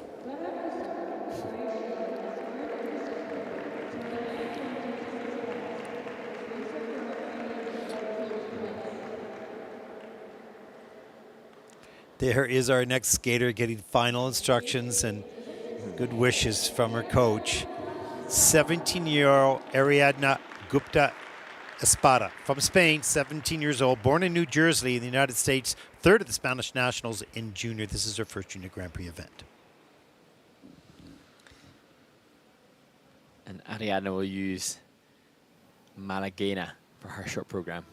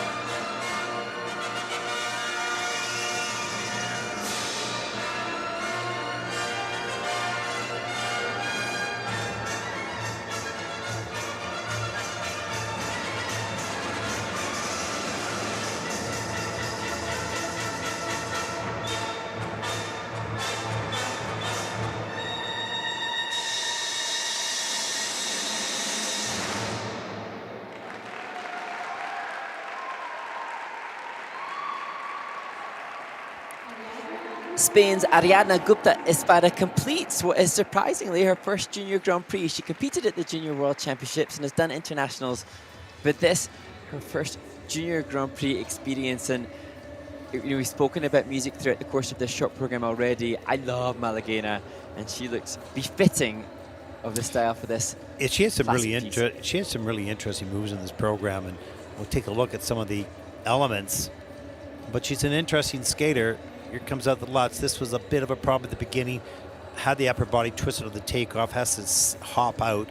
Gets a minus GOE on that. But traveling 3 turns into that triple loop, gets that done. Let's see if that's clean. No, under-rotated in the system, but the double axel, that was a beauty. Great use of arms and free leg at the same time, lifting off that takeoff edge in this final spin. Her chain combination has been level 4 near the end of the program.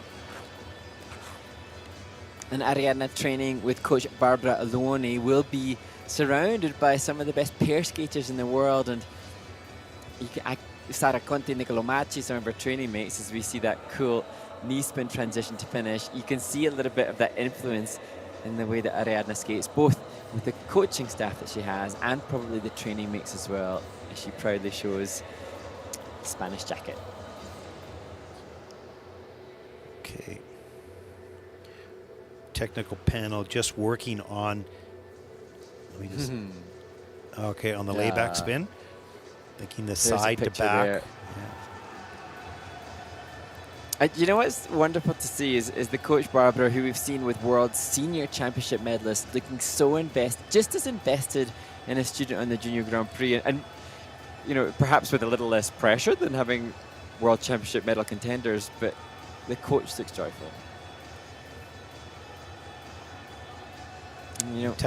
For me, go on, Ted. Sorry, technical panel still working on the spins. Now, there were 5 elements under review here, and I can hear them.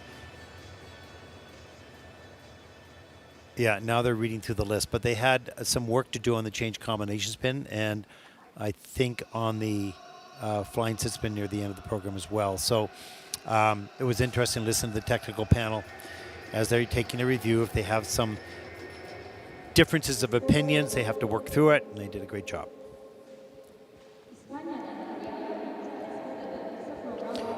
Short program score 43.14, and that will put her currently into 11th place.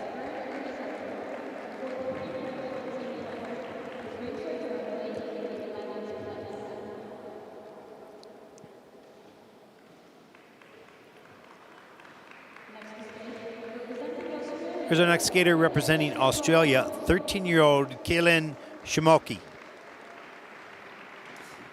And this is her first Junior Grand Prix event. She is the Australian Junior bronze medalist.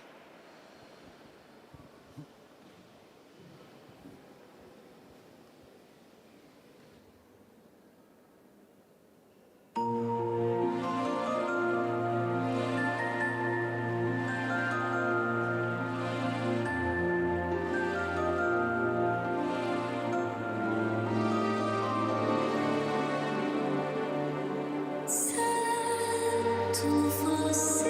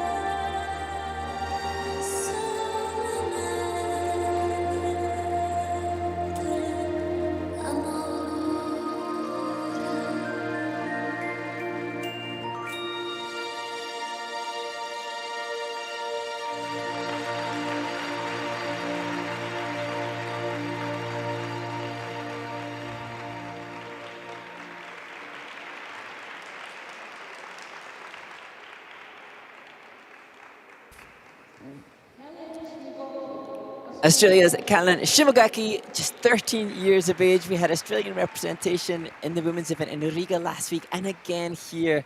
And I think Kalyn, at just 13 years old, should be very proud and good on her. Take another bow. You deserve it.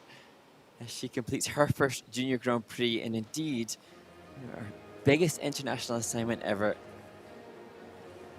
thus far.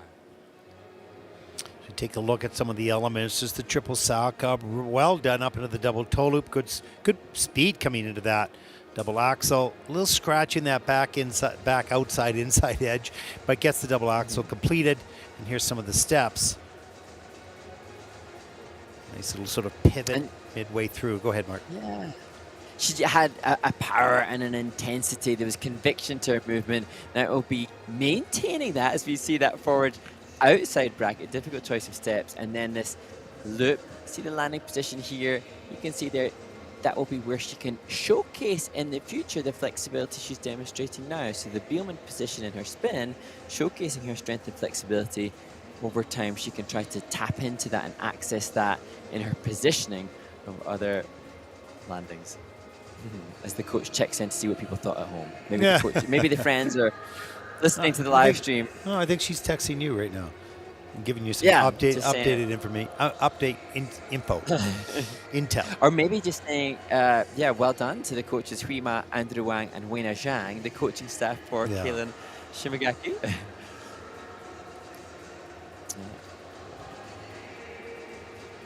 And I just love to see when the skaters are able to deliver a skate like Kalyn has, which looks like a representation of her capabilities at present. We have seen a clean skate, so now that just gives the skater then the chance to see where they are at. When a skater makes mistakes, the scores come up, you can always blame the mistakes, whereas a clean skate gives you an accurate reflection of where they're at. Very, very good point. 44.52 for Kalyn. That'll put her currently in the 10th place, and the coach certainly looks happy with that. You're right. Now they can take a look. Well, where do I stand? When I skate clean, where is that? And what do I need to do to move up the ladder?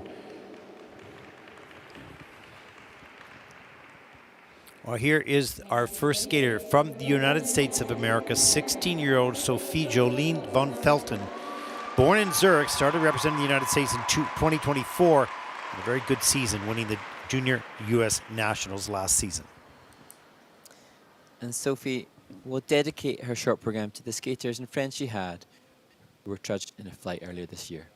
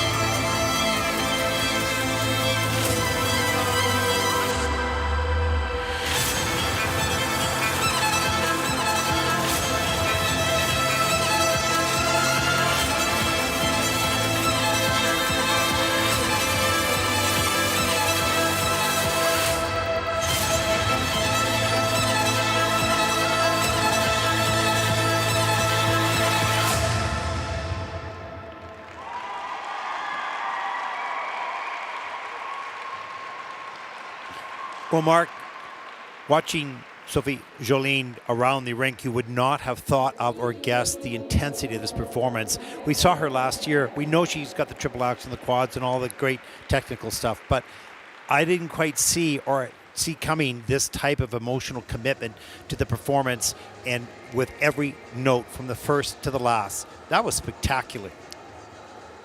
And there's so much to break down in this performance for Sophie, and I know that she's been part of a theatre and ice group since last year's season finished, which will give her the chance to work and delve deeper on presentation. Here we see triple axel, triple toe, just amazing. Yeah, spectacular opening, beginning a little bit slow on the toe, picky on the landing of the triple toe loop, but you can see just even the arm movements, that Ina Bauer right up into the double axel, commitment to every move, whether it was technical or choreographic. And, you know, when we consider, as we look at the remaining aspects of this performance, you know, triple axel, triple toe, that's a jump combination that, you know, seniors do not do. That nobody at the World Senior Championships did a jump combination like Sophie has done here. But I'm just so impressed by the commitment to this expression, and partly perhaps because of the theatre and ice, the work that she's done with her choreographer, Adam Sawyer, the brilliant work that they have done, but also the, you know, the reason and passion behind this, the dedication that this is. And you know, I'm sure that plays a huge impact and influence into the commitment that Sophie gives to the likes of that finish position, which is poignant and special. So much more to come from her, because you can see the maturity now and the understanding that there's more to skating than just the jumping. She does the jumping at a higher level than anybody else, but now she's equalizing and surpassing many of the skaters with her commitment to the performance. It's really a huge improvement over last year. And a very, very bright light in the sport of figure skating. Let's take a look at the scores for Sophie Jolene Von Felten. 68.17. And that is a big smile there. First time I've seen that smile. That's great to see that smile. And that'll put her into first place. That is awesome.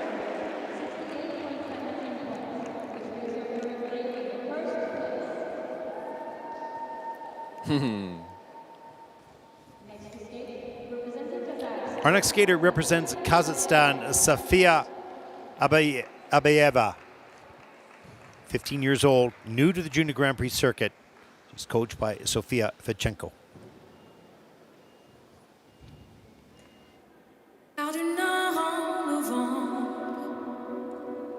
Les cheveux en pagaille, comme une boule au ventre qui me tend, qui me tord, et Paris qui s'étale. Tout à coup me voilà, les jambes fébriles. Qu'elle est grande pour moi, cette scène imposante où tout devient fragile.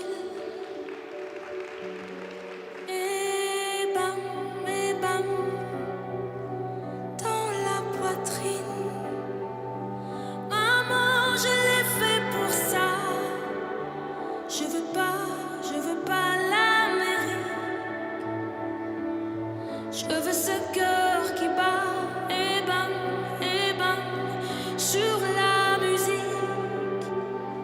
Maman, je l'ai fait pour toi. Je veux pas l'Amérique. Envoler mon enfance, mais jamais rien n'efface les rêves ou la violence. Ah oui, ça vous glace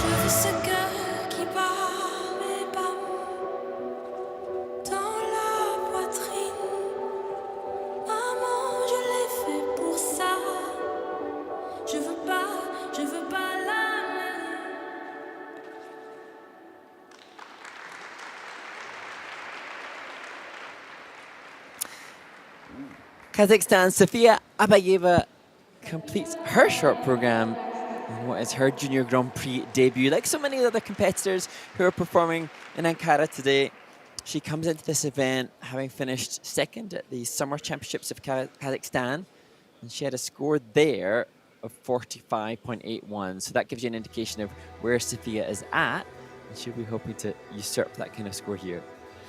Take a look at the triple flip. Little wrapped free leg, which slows the rotation down. It's not aesthetically as nice, but she did manage to get the combination done, under-rotated on the flip. And we saw the double axel. That was not a problem.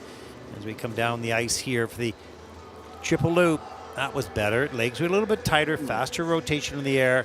A nice strong landing. Here's some of the steps. Maybe not as deep edges as some of the others at this stage of the competition. And this is in at a level 2, so missing 2 of the features required to get that maximum level 4. There's the layback spin. Pretty good speed to start with. Brings that leg up over the head, directly over top for the Bielman. That requires so much flexibility and strength. Yeah, I have to say, I really love the music choice from Sofia. The track Ebam by Mentisa, it reminded me of Et Voilà, a piece that's being used popularly and commonly, but Sofia and the team have found something a little bit different that I hadn't heard before, although maybe I'm living under a rock not to have heard that song. Well, you're British. Kudos to them. Or Scottish, I'm yeah, sorry. Well, even more so. Even more of an issue. Yeah. Nicely done. Nice background here in the Kiss and Cry. They've got a lot of LED screens here for the entrance of the arena. The Turkish Figure Skating Federation really utilizing this opportunity to showcase how much the sport means and how important it is, and the support they get from the government. Of course, it's a big celebration day, Victory Day here this weekend in Ankara. We'll see some great events happening in the arena. 47.63 for Sofia. That'll put her in 10th place. There's a look at your top 3. And Sofia, they're in 10th. But it's pretty close in the middle of the pack, that's for sure. Mark, what do we have coming up on the video playback during the ice resurfacing? There's a look at the standings so far. So the videos that we can be treated to will be that of the winner from Riga last week, Mai Okada from Japan, who was the champion in the women's competition. And then back to the figure skating basics series that we conducted last year, and an insight into grade of execution, and me trying to deliver both good and bad sit spin variations. And you did a really good job of the bad part. But anyways, there we go. Okay, we're going to take a short break during the ice resurfacing. Enjoy. We'll be back after this.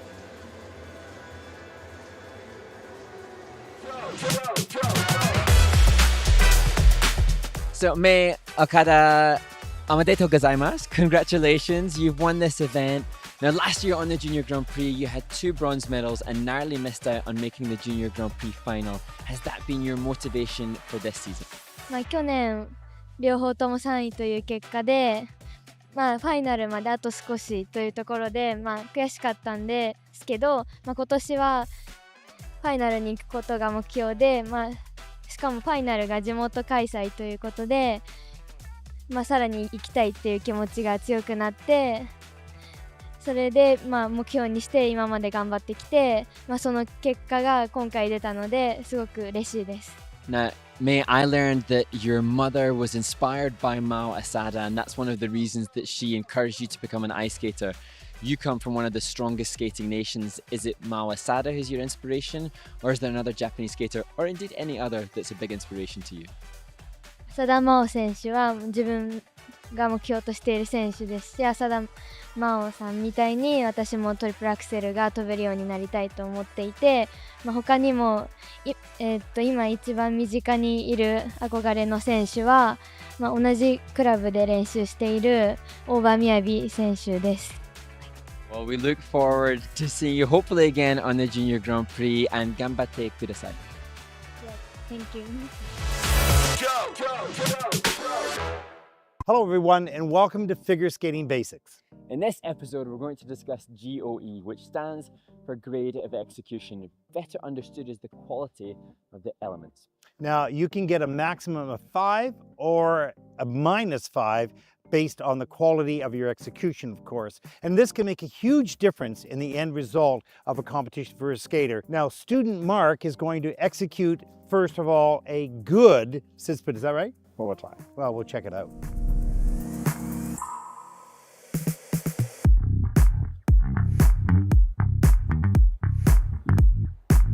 Mark, really nice stretch, free leg, pointed toe. That was awesome. Well, that's one of the judges' criteria. They have a positive feature chart, and a good controlled, clear position satisfies them to give a better grade of execution. Now that was pretty well centered, nice and smooth, very quiet blades as well.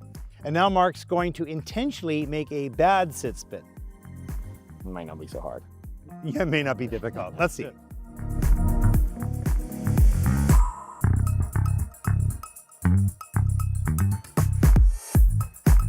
Well, I tried to stick to the clear criteria that the judges have. So they have a reductions for errors chart. Some of those things have a traveling spin, You did it?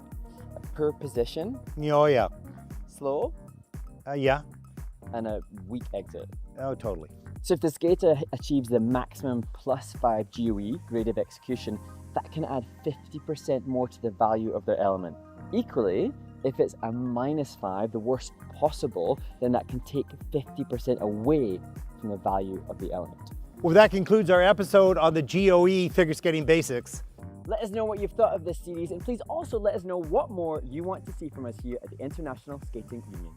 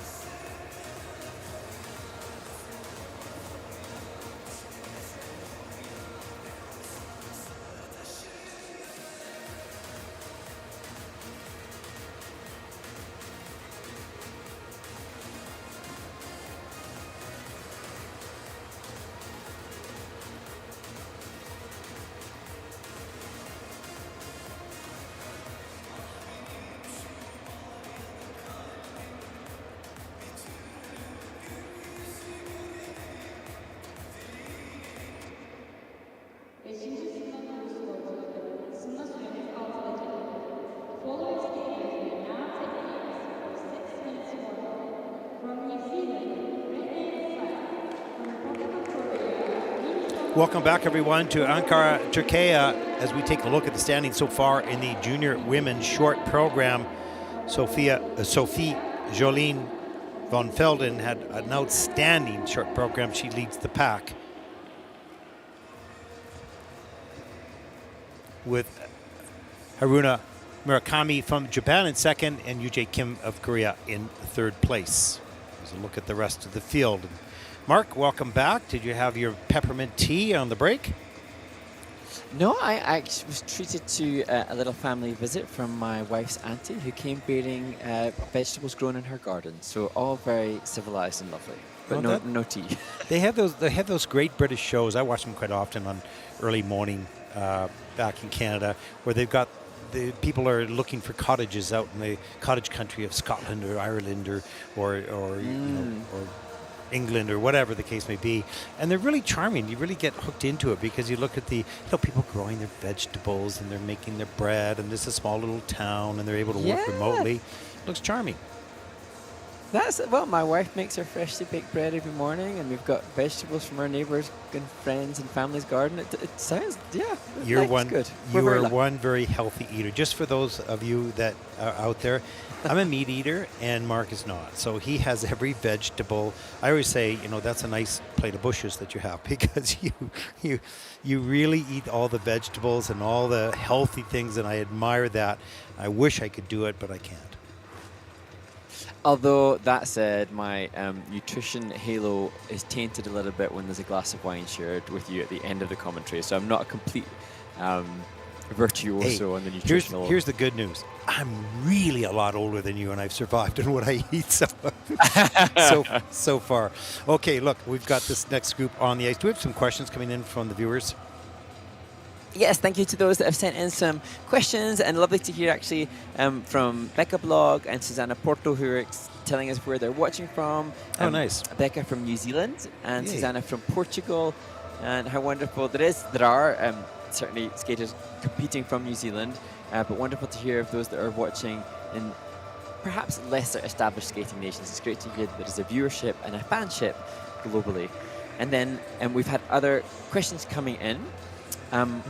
The question coming from the question is, how long does it take to get difficult elements on average for most skaters? And as we see triple toe delivered on screen now, it's difficult to assign a quantifiable number to the time that it takes an athlete to get an element like that, triple toe.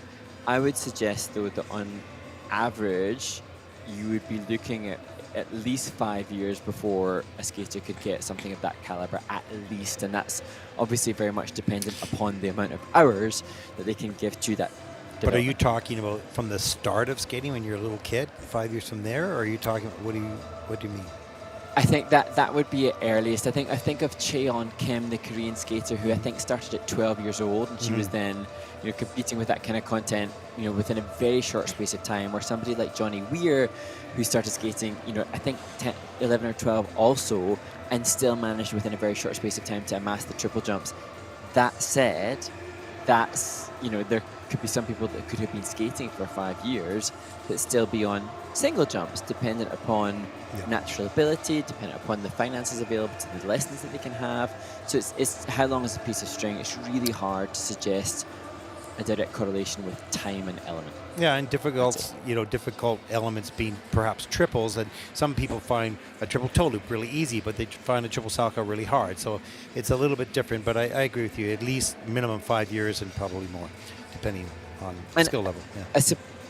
Yeah, and I suppose what it does say is that now, as the sport continues to progress and evolve, the expectations of what the skaters can do change. So therefore, skaters amass difficult elements earlier. So say if we go back to the women's event and we say the 70s, so middle of the 70s, a lady called Dorothy Hamill was the Olympic champion in 76. She had a double axel. It probably took her 5 years or more to get that double axel, whereas now that's an element that every single woman in this event will probably have, and their environment suggests they could get that much more easily.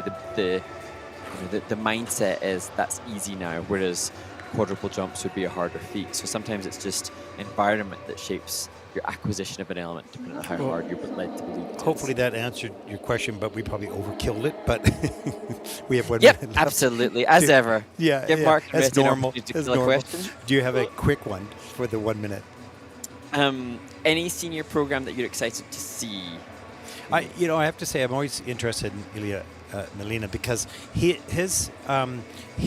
know him as a technician, but I love his programs. They're innovative and different and strong and different angles, and the choreography of Shailene Bourne that's worked with him for a number of years right now has been simply brilliant. So I'm looking forward to seeing what he's doing. But many, all the athletes, all the top athletes, it's interesting what they bring to the ice each year. Well, before this warm-up closes, and in terms of athletes that we're looking forward to seeing, I've noticed increasingly that the skaters and their teams are creating social media reels to reveal their music choice. Yes, true. And I saw Benoit Richaud and Adam Xiaohim Fa. They've created this amazing reel to suggest what he's going to be performing to, and I just think the whole comprehension behind it, that's really exciting. And some may have seen, sticking in the men's event, Yuma Kageyama, his performances have already been debuted, and they are special indeed. There you go, up to date. And here we go on group number 5. The first skater represents New Zealand, Renee Tsai, 15 years old, 2-time New Zealand junior champion. And Renee has explained that her goal this season is to get to the Junior World Championships.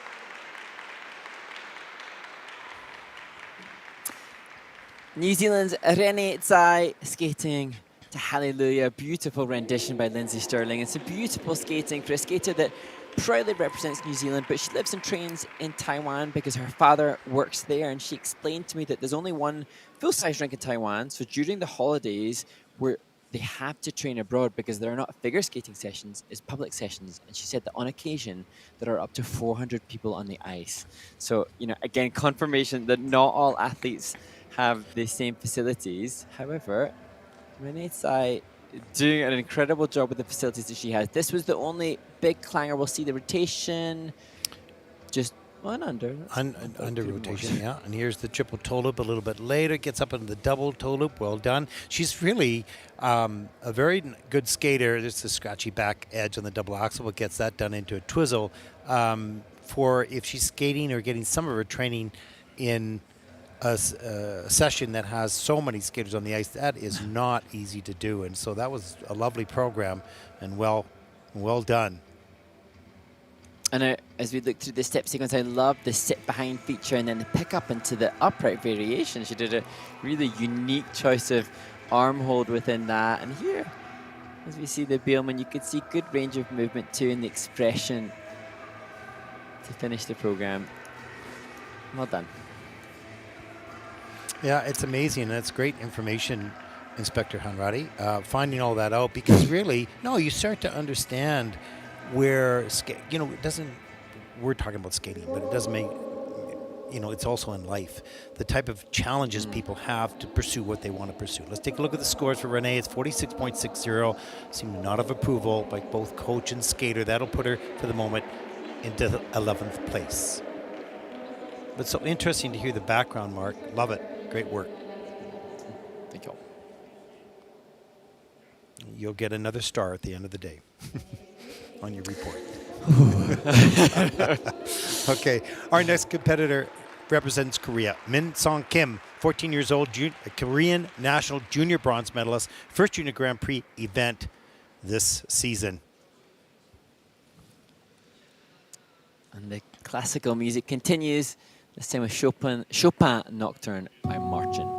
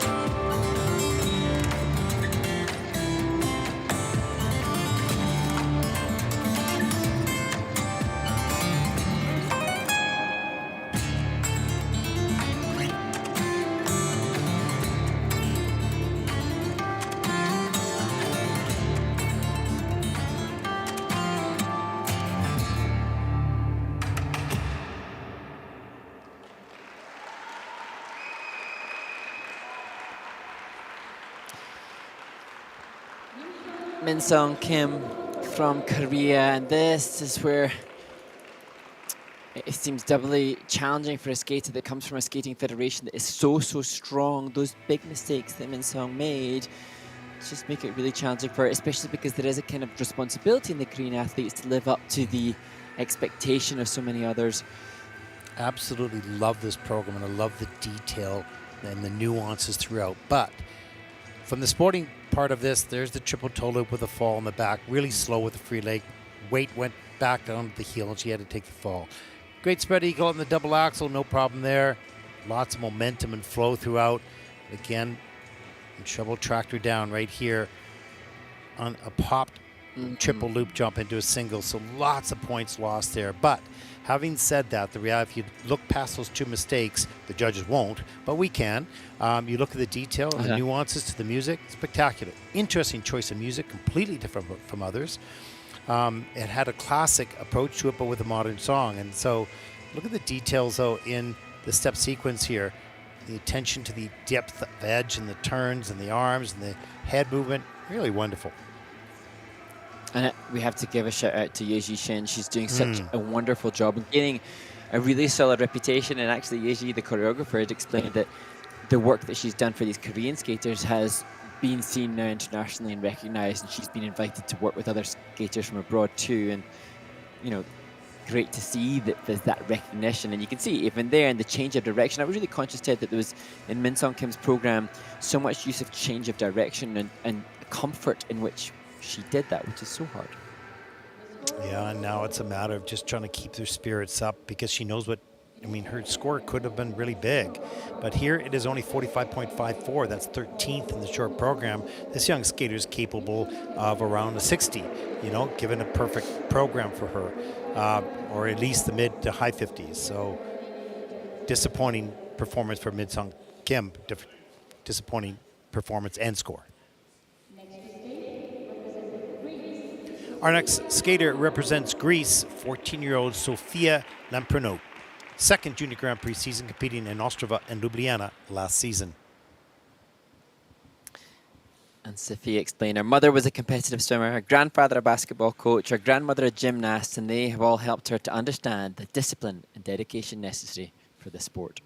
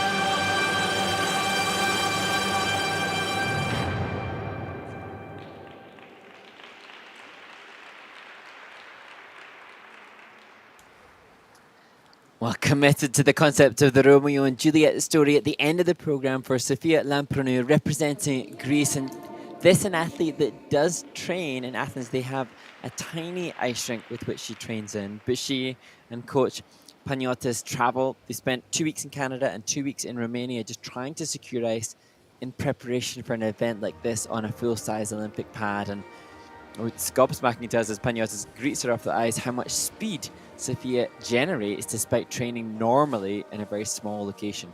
I love this skater's ability to bite down into that ice, push her acceleration. Look at this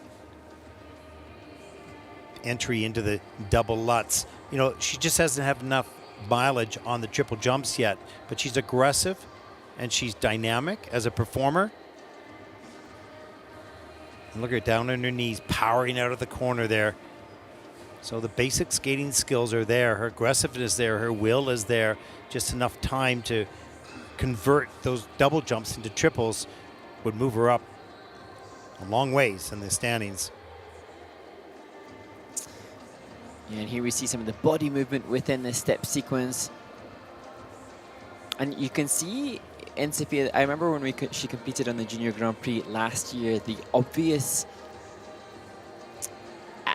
desire she had to be there. And now I see in her an obvious awareness of what more is necessary. She skates with an aggression that says, yeah, I might not have triples, but I know what I've got to get done. Mm-hmm.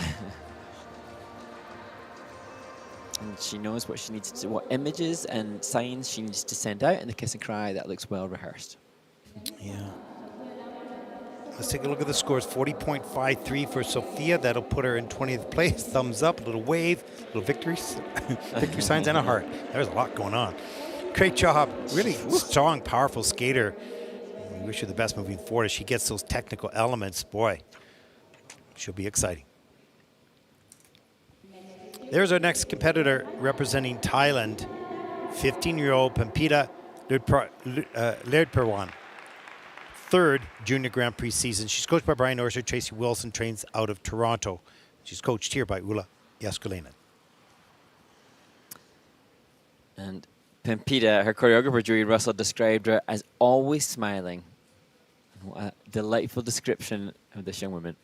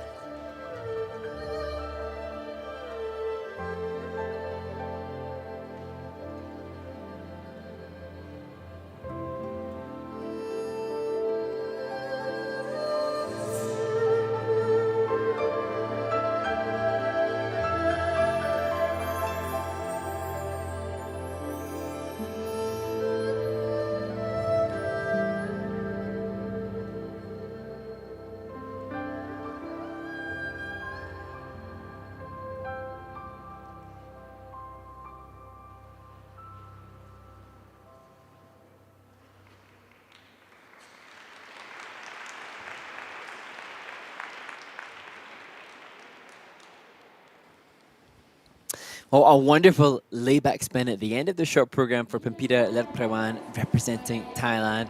And she comes here having competed at the Cranberry Cup, a pretty big international event in the States. And she scored a 31.77 in her short program there. So that's just giving us an indication of where she was at a month or so ago. And now this definitely better, albeit she'll be frustrated with the opening jump combo mistake as we see replay of the short program. There's the triple Lutz. Good takeoff, pretty tight in the air, but just slow on the rotation. Didn't get all the way around. Has to take the fall. Double axel gets that done. Nice arm movement on the landing position here. And then we set up for the double loop. Some traveling 3 turns. And that was easy. Nicely done.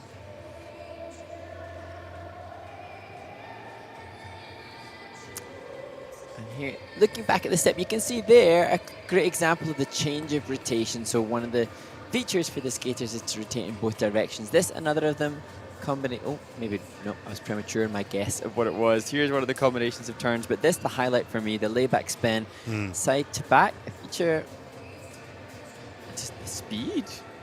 Yeah, level 4, top difficulty level, plus GOE with that as well. So that was her best element in that program right at the end.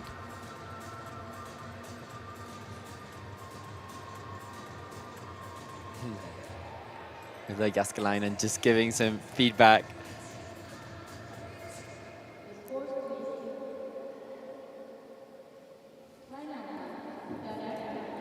The score is 38.34. That is 22nd in the short program. And that is a higher score than her personal best from last season.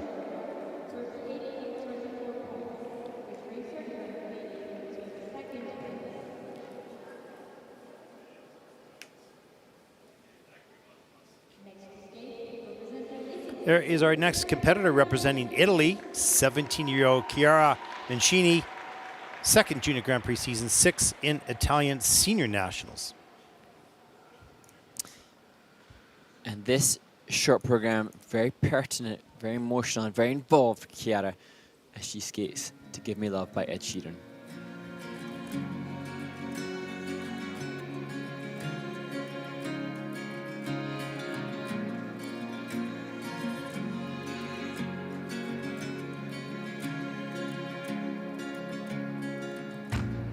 Give me love like her.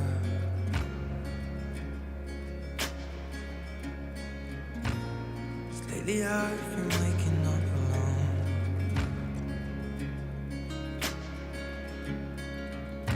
Pain splattered teardrops on my shirt.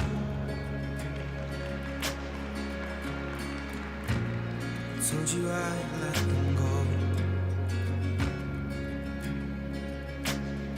And that I'd fight my corner. Maybe tonight I'll call you after my blood turns into alcohol.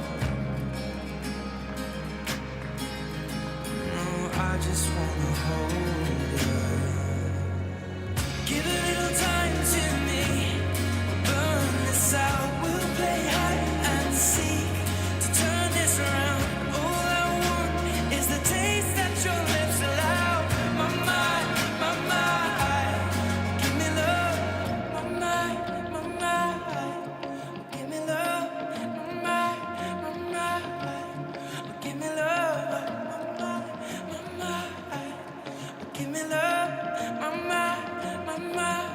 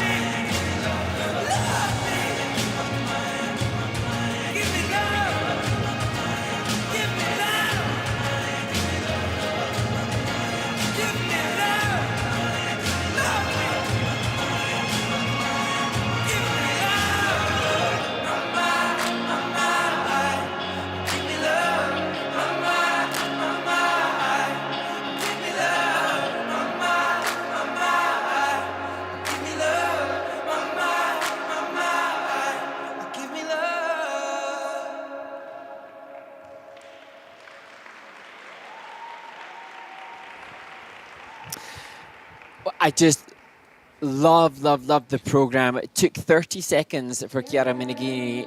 It seemed about 30 seconds before she went for the first jumping pass, and that to me was indication of her commitment to the concept of this choreography. And one of her coaches, Ekaterina Evleva, had explained that she sees the progression and was hoping others do. To me, big mistake, very costly. But Chiara has demonstrated huge progression in her refinement and class, body movement so on point. Just this, not on point. Yeah, too bad. That step sequence is also a level 4, so I haven't seen, there's a nice triple loop, if there was another level 4 step sequence in this event, but was beautifully done and clearly identified by the technical panel. I was listening into that. Beautiful camel spin, change of edge, wonderfully centered, good speed throughout. He's also in at a level 4 with a plus GOE, so just one element in the minus GOE, so she's adding to the base value of all the elements with the quality of her execution. This, I know, I heard from Chiara how invested she was in this music choice, and you could see it through the step sequence. It wasn't just choreographed and given to her movement, it was movement that she felt and committed to poignantly. Yeah, it's different. You can have great choreography, you can have all this, but if the skater doesn't feel it, you can really see it. They can say, oh, that's really nicely choreographed or well skated, but this was well felt as well. And you can see that as a judge or as a fan. Short program score is 50.17. So she gets in the 50s even with that mistake. That'll put her currently into 8th place.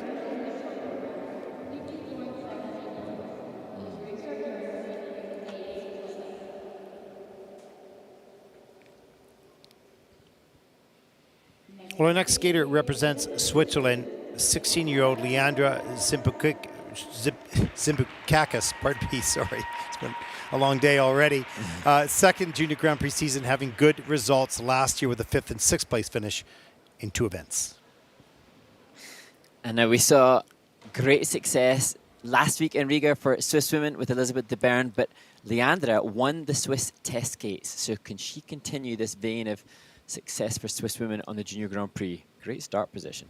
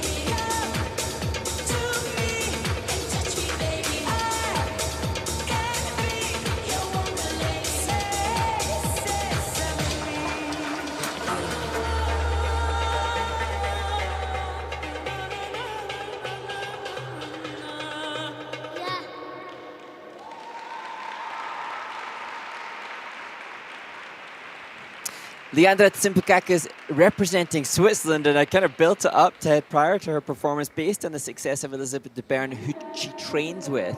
And Leandra has absolutely lived up to that and indeed superseded it. And what I find particularly fascinating is that she's delivered brilliantly, and it's very different to Elisabeth, who we saw last week. And that to me is really impressive, that the same coaching staff can kind of allow the skaters to have an individuality while still being super successful. You know, not to allow it, you should not insist on it, but you've got to cultivate that, because that's what's going to set your school aside when they don't all look the same. And this skater, sorry. Well, I was going to say, actually, as we look at this monstrously big, I mean, that's giving almost in the realm of Kaori Sakamoto vibes there. The double axel was fabulous, but the team used different choreographers. This was surprising, that back edge, change of edge, but no debate. The cleanliness of the rotation on the triple lutz was clear for all to see. This was a very, cool. very strong performance.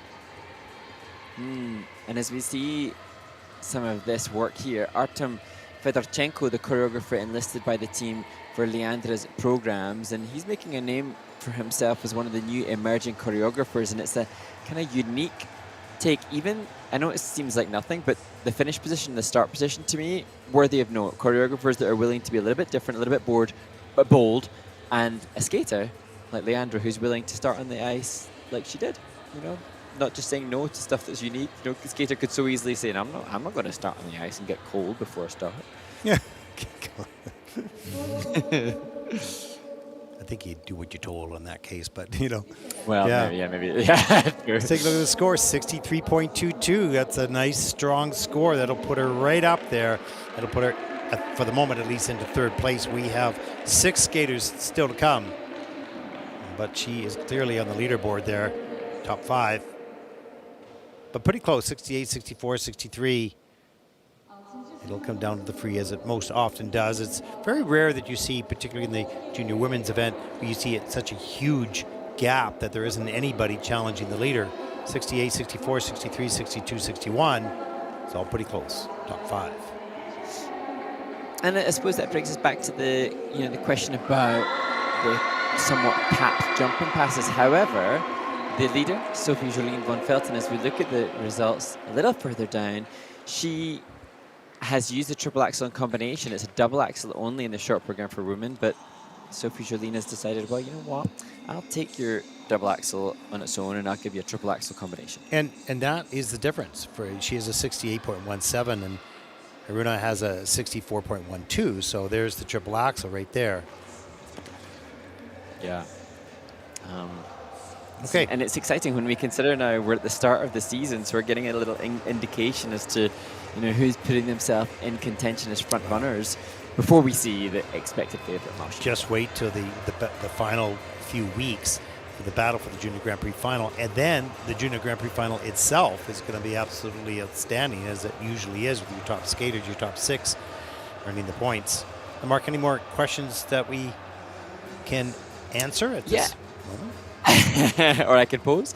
An interesting question that's come in from @LovelySweetCakes. What do you think about two-way skaters? And then she says Haruna used to skate pairs. So I think that might be in reference to skaters that compete in 2 disciplines. And it's been surprising, Ted. I've noticed in my research for last week quite a few of the skaters that have 2 disciplines that are doing pairs and singles. But I actually believe, Ted, and I should double check with my sources and online this, but I've known of a couple of Japanese single skaters that are doing dance and singles in the same year. So I think Rina Yuzono. We've had that in Canada as well.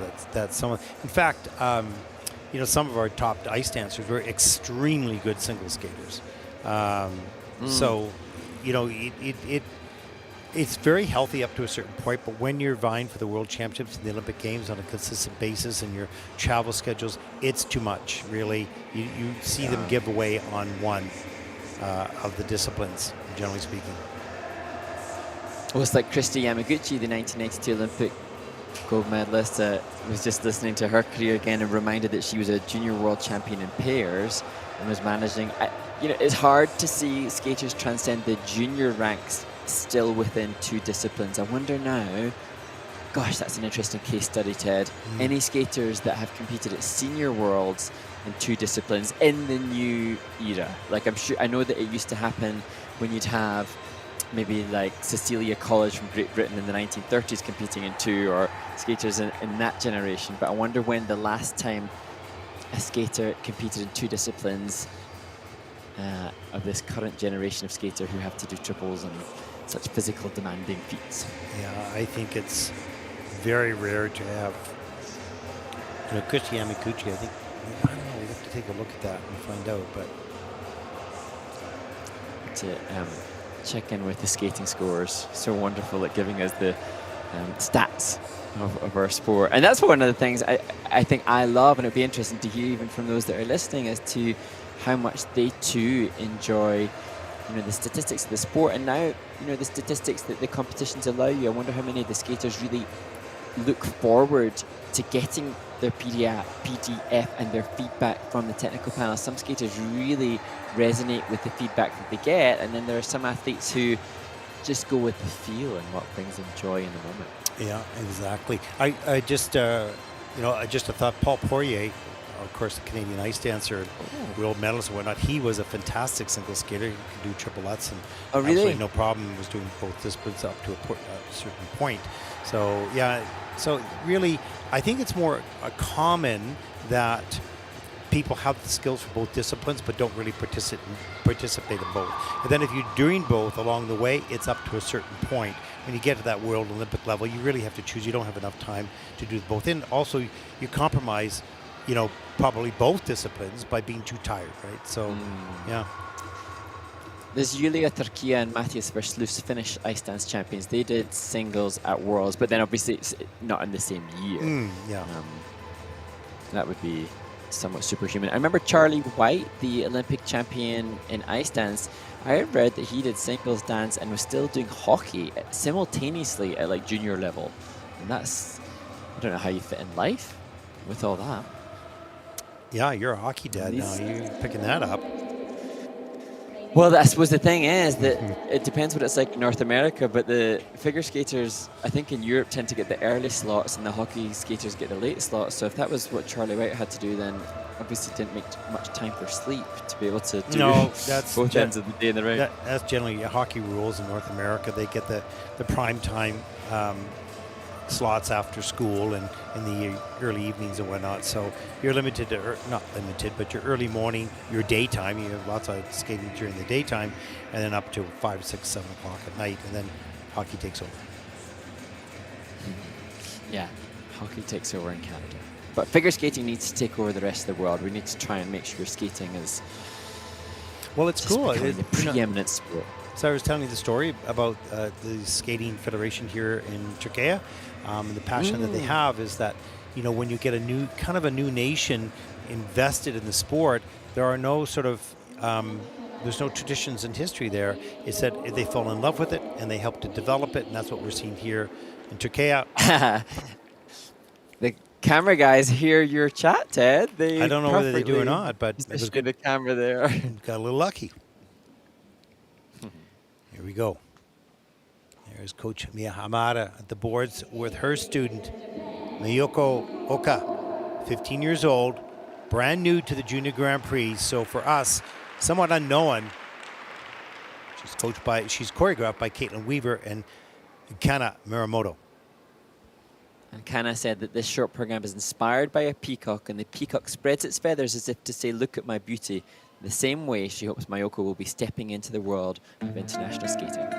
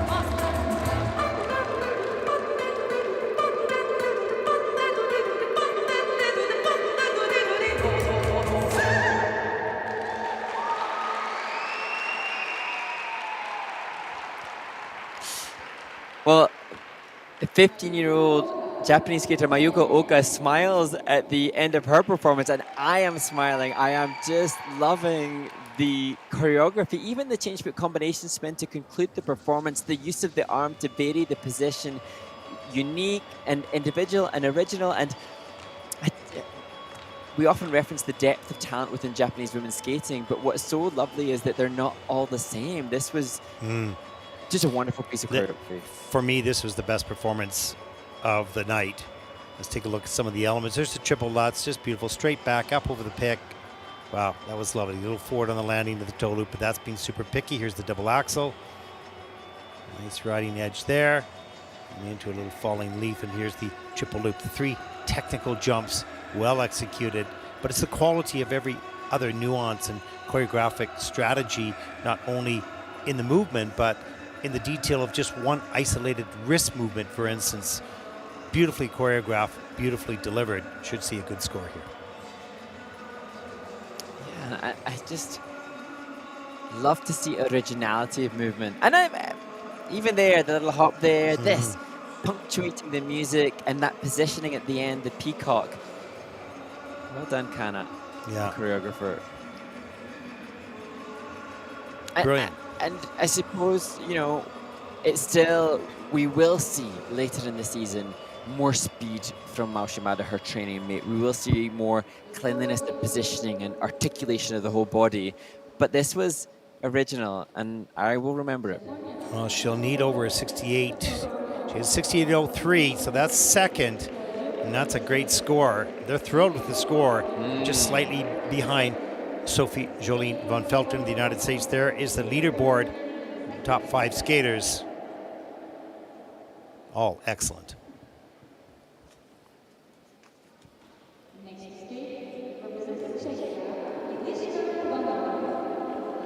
Our next skater represents Czech Republic, Aliska Kabanova. 14 years old. We don't have a lot of record of her international competitions. First time out in the Junior Grand Prix.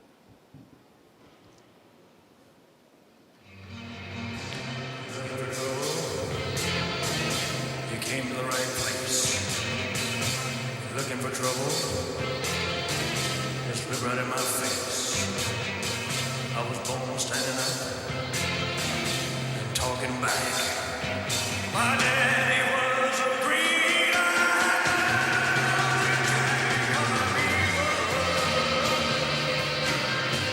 my middle name is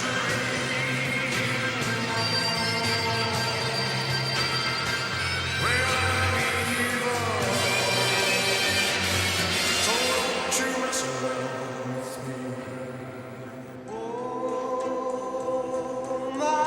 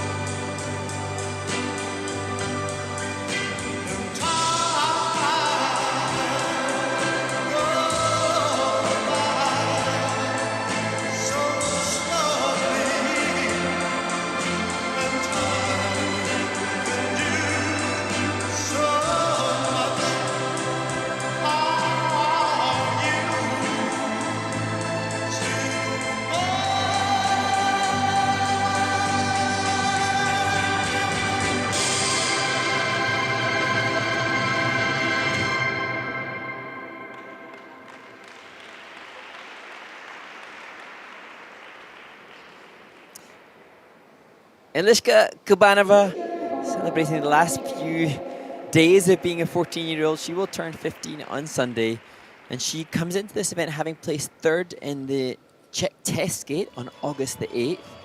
And she, at that event, said she fell on an under-rotated triple loop, and she scored a 37 in the short program. So that was just a couple of weeks ago, and although she didn't have success with the triple loop, this is progression from the last performance she had, and that impressive when this was a more difficult stage as we see the triple salto, double toe loop.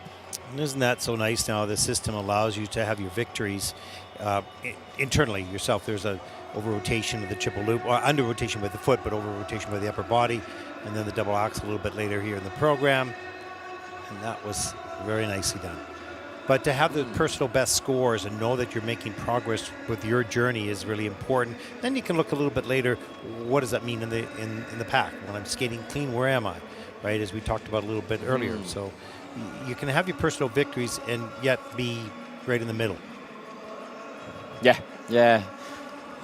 And as we look at Aliska in the kiss and cry, you know, that last event, that Czech test skate, I saw that she did an under-rotated triple loop, and then maybe that's the reason, having learned from that performance, that she almost looked like she over-rotated here. So there's always feedback, always opportunities to grow, and for Aliska now, you know, she shaped hearts in the kiss and cry. Her opportunity now is to have learned from the likes of Mayuko Oka from Japan, who's performed, and she will have trained with today. She'll have trained with her earlier today, and she'll have had the opportunity to see the extra layer of development in terms of program components that she can take for herself. Yeah, and this is one of the great things about the Junior Grand Prix, is these skaters getting to skate with each other and watch each other and learn so much. Let's take a look at the scores for the short program. 43.36 for Aliska. That'll put her currently into 18th place.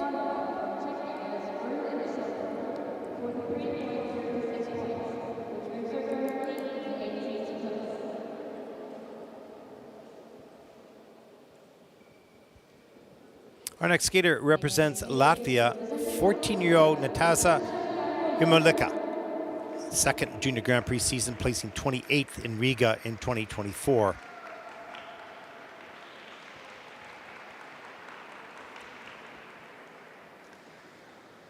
And Natasha, this is the first international event of her season, skating to Liber Tango by Astor Piazzolla.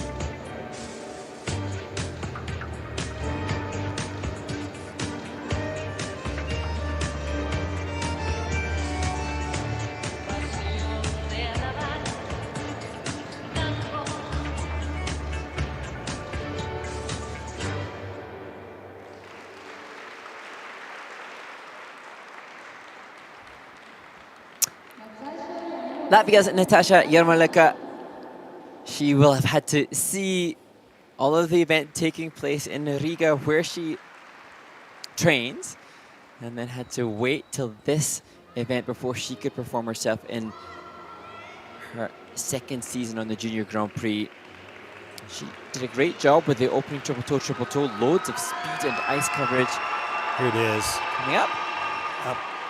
Nice and tidy in the air, pretty tight as well, and works that second one to get that foot down, and it's tight, totally clean in the judging system. The triple loop hand touches down. That's a minus GOE of 0.57, so losing 0.57 off the base. Double axe a little bit later. And that was well done. Here's some of the steps.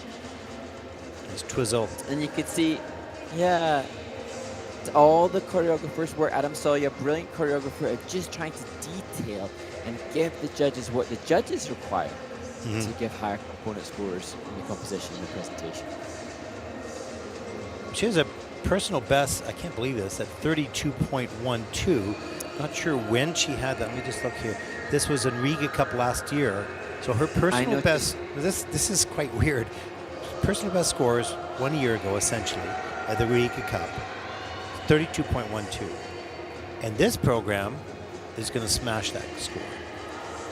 I noticed, Ted, she had it, because it's the ISU scores. At Nationals, though, she had a 50-point score at Nationals, but that's her best ever. It's very rare for a skater to get their best score internationally over domestic. So will she beat her national best of 50.54? That would be a real major achievement. Yeah.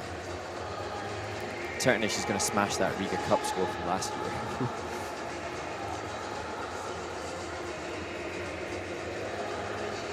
Coach Ekaterina Platonova, she's had a busy couple of weeks. We saw her by the boards last week, and now, well, she's made the trip like you have, Ted. Unlike me, she's it's all in Europe. I mean, you can't cry about traveling in Europe. That's simple. Try to go overseas as often.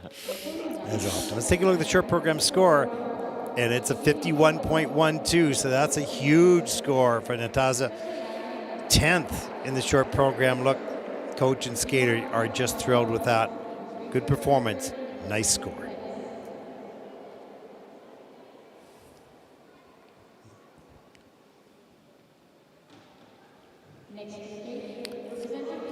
And here is the final skater representing Turkey, Deniz Tarim, 14 years old, second Junior Grand Prix season, 21st last year, right here in Ankara.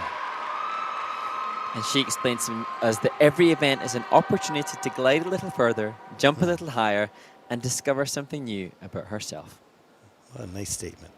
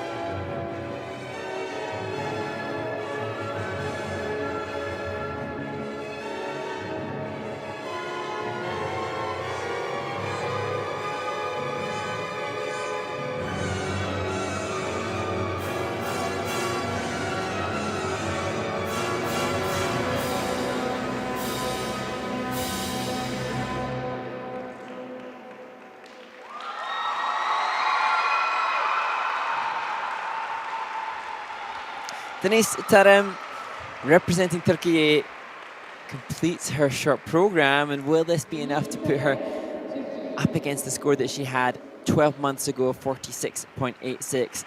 She explained she's a wonderful wordsmith, this youngster. She said that skating's taught her patience, determination, and the thrill of performing as we see her flag proudly waved in support of her endeavors on the ice here. A really nice job. And hopefully she can get close to that score, if not beat it. Because I think that's where she's at right now in her development, and that was a pretty clean program. Let's take a look at some of those elements. There's the triple Lutz, double toe loop, gets that done. And double axel following that up. Just has to do a 3-turn on the way out. Works a little choreography in addition. Yeah, she styled that out. Yeah, well. she did.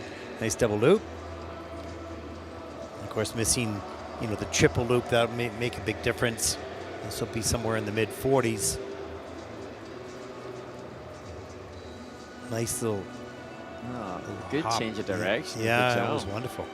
Nice flying Sitzman. Want to turn that toe out a little bit. Tidy up some of those positions. Refine them. Look at the coach in the back of shot. Love that. Yeah. That's so cool. Just got the coach there living the moment. It's really cool. I notice also now as we see coach and skate in the kiss and cry, quite often the coaches have the phones out in the kiss and cry, and I think they're getting the direct feedback from the tech panel. And everybody's just so eager to immediately see where they can improve or to shape a heart. Thank you very much. Spreading good vibes in the kiss and cry.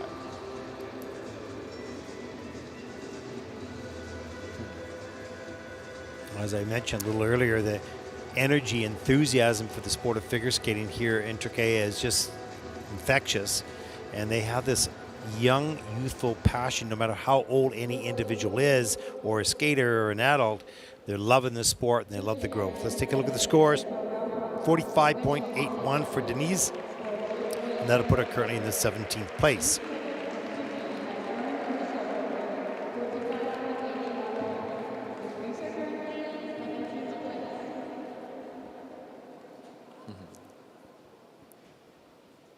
Well, there is our next skater, second to the final skater in this event, Stefania Gladki from France, 15 years old, had a very good season last year, earning a second and third on the Junior Grand Prix and qualified for the Junior Grand Prix final in her home country in Grenoble, France.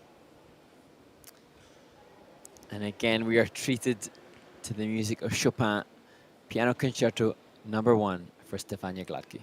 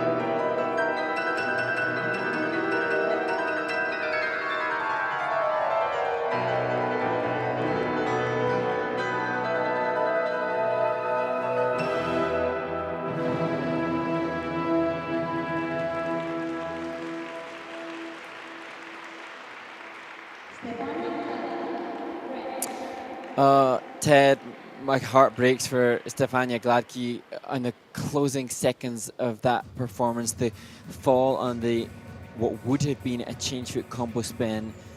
It's going to be so costly, and she'd done so incredibly well to nail the jumping passes. Here you can see the concept behind the choreography. There were some interesting touches throughout.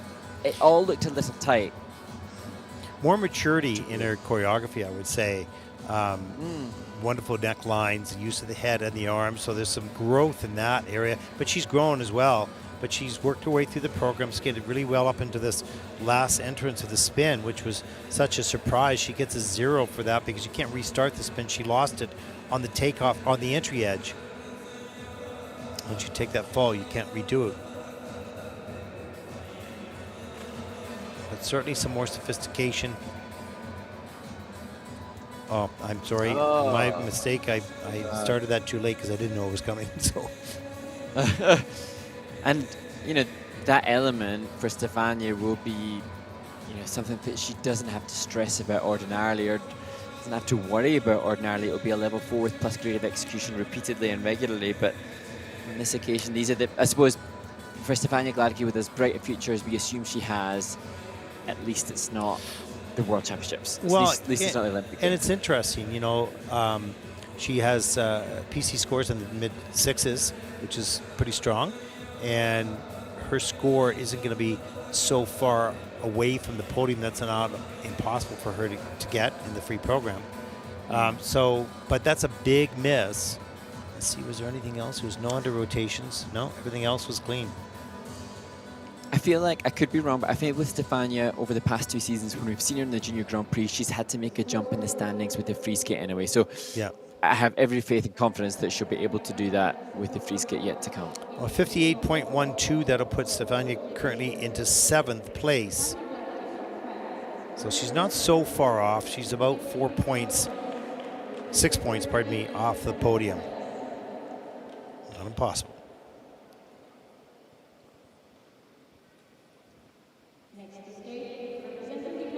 Our next skater represents the United States of America, Sofia Bezkorovainaya. 15 years old, started skating at the age of 3. This is her first Junior Grand Prix event.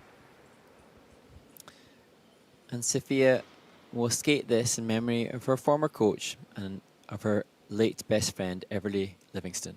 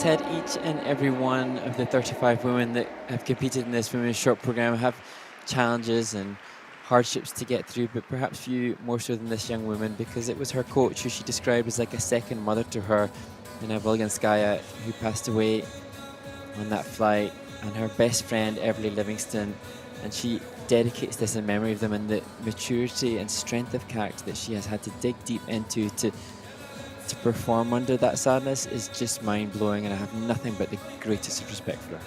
And there's a nice triple Lutz to start the program on the quarter, on the landing. And such a strong performance. There's no doubt in her skating at all. There's the triple loop a little bit later, all the way around. What amazed me is not just the choreographic movements and the sincerity of it all, but the emotion in her face. Facial expression for me says a lot if it looks sincere. And I think from the toes to the hands to the head, she was completely engulfed and engaged in this performance for a whole variety of reasons. But it was clear to the viewer. And you know, the dedication that she's given, she's managed to, it seems certainly with the way she's delivered this performance so convincingly and so strongly, that she's managing to take the sadness and the devastation and turn it into something that she's utilizing. Perhaps it's helped her to cope with the tragedy, to try to, you know, dedicate this program. It makes her, you know, she's using the sadness, what appears to be, in the best possible way that you could, and what a tribute it is. Yeah, and I was mentioning to you, Mark, how wonderful Roman Skorniakov is in his calm type of approach to his athletes and supportive, not just as a skater, but as a person. And, you know, I'm sure that's a wonderful feeling for her. To have that steadiness. Yeah. Let's take a look at the scores for Sofia. Short program, final skater, 59.26. That'll put Sofia currently into 7th place.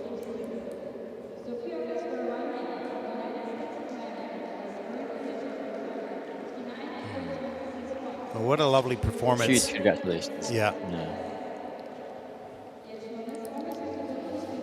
We'll take a look at the final standings after the women's short program, our longest event of today. There we see Sophie Von Felten, the leader, at 68. Mayuko Oka at 68, and Haruna in at 64.12, your top three. And a look at the rest of the field. Mark, it was pretty, and you can see the scores all sort of packed in there. And we talked about the middle group of skaters having pretty much similar skills and a higher level than they did years ago. The scores are tight. Yeah, really tight. And as we just cast our mind back through the performances, I now am eager to see what will take place in the free skate, because apart from perhaps USA's Sophie Von Felten knowing what she has to offer in the free skate, beyond that, I'm not sure what the result will be, and that makes it for an exciting competition. That's for sure. Well, we thank you for watching the women's short program. Up next will be the pairs short, and that'll start local time here at 16:15 here in Ankara, Turkey. We hope you've enjoyed watching this program. Mark Hanready, I'm Ted Barton. We'll be back with the pairs short.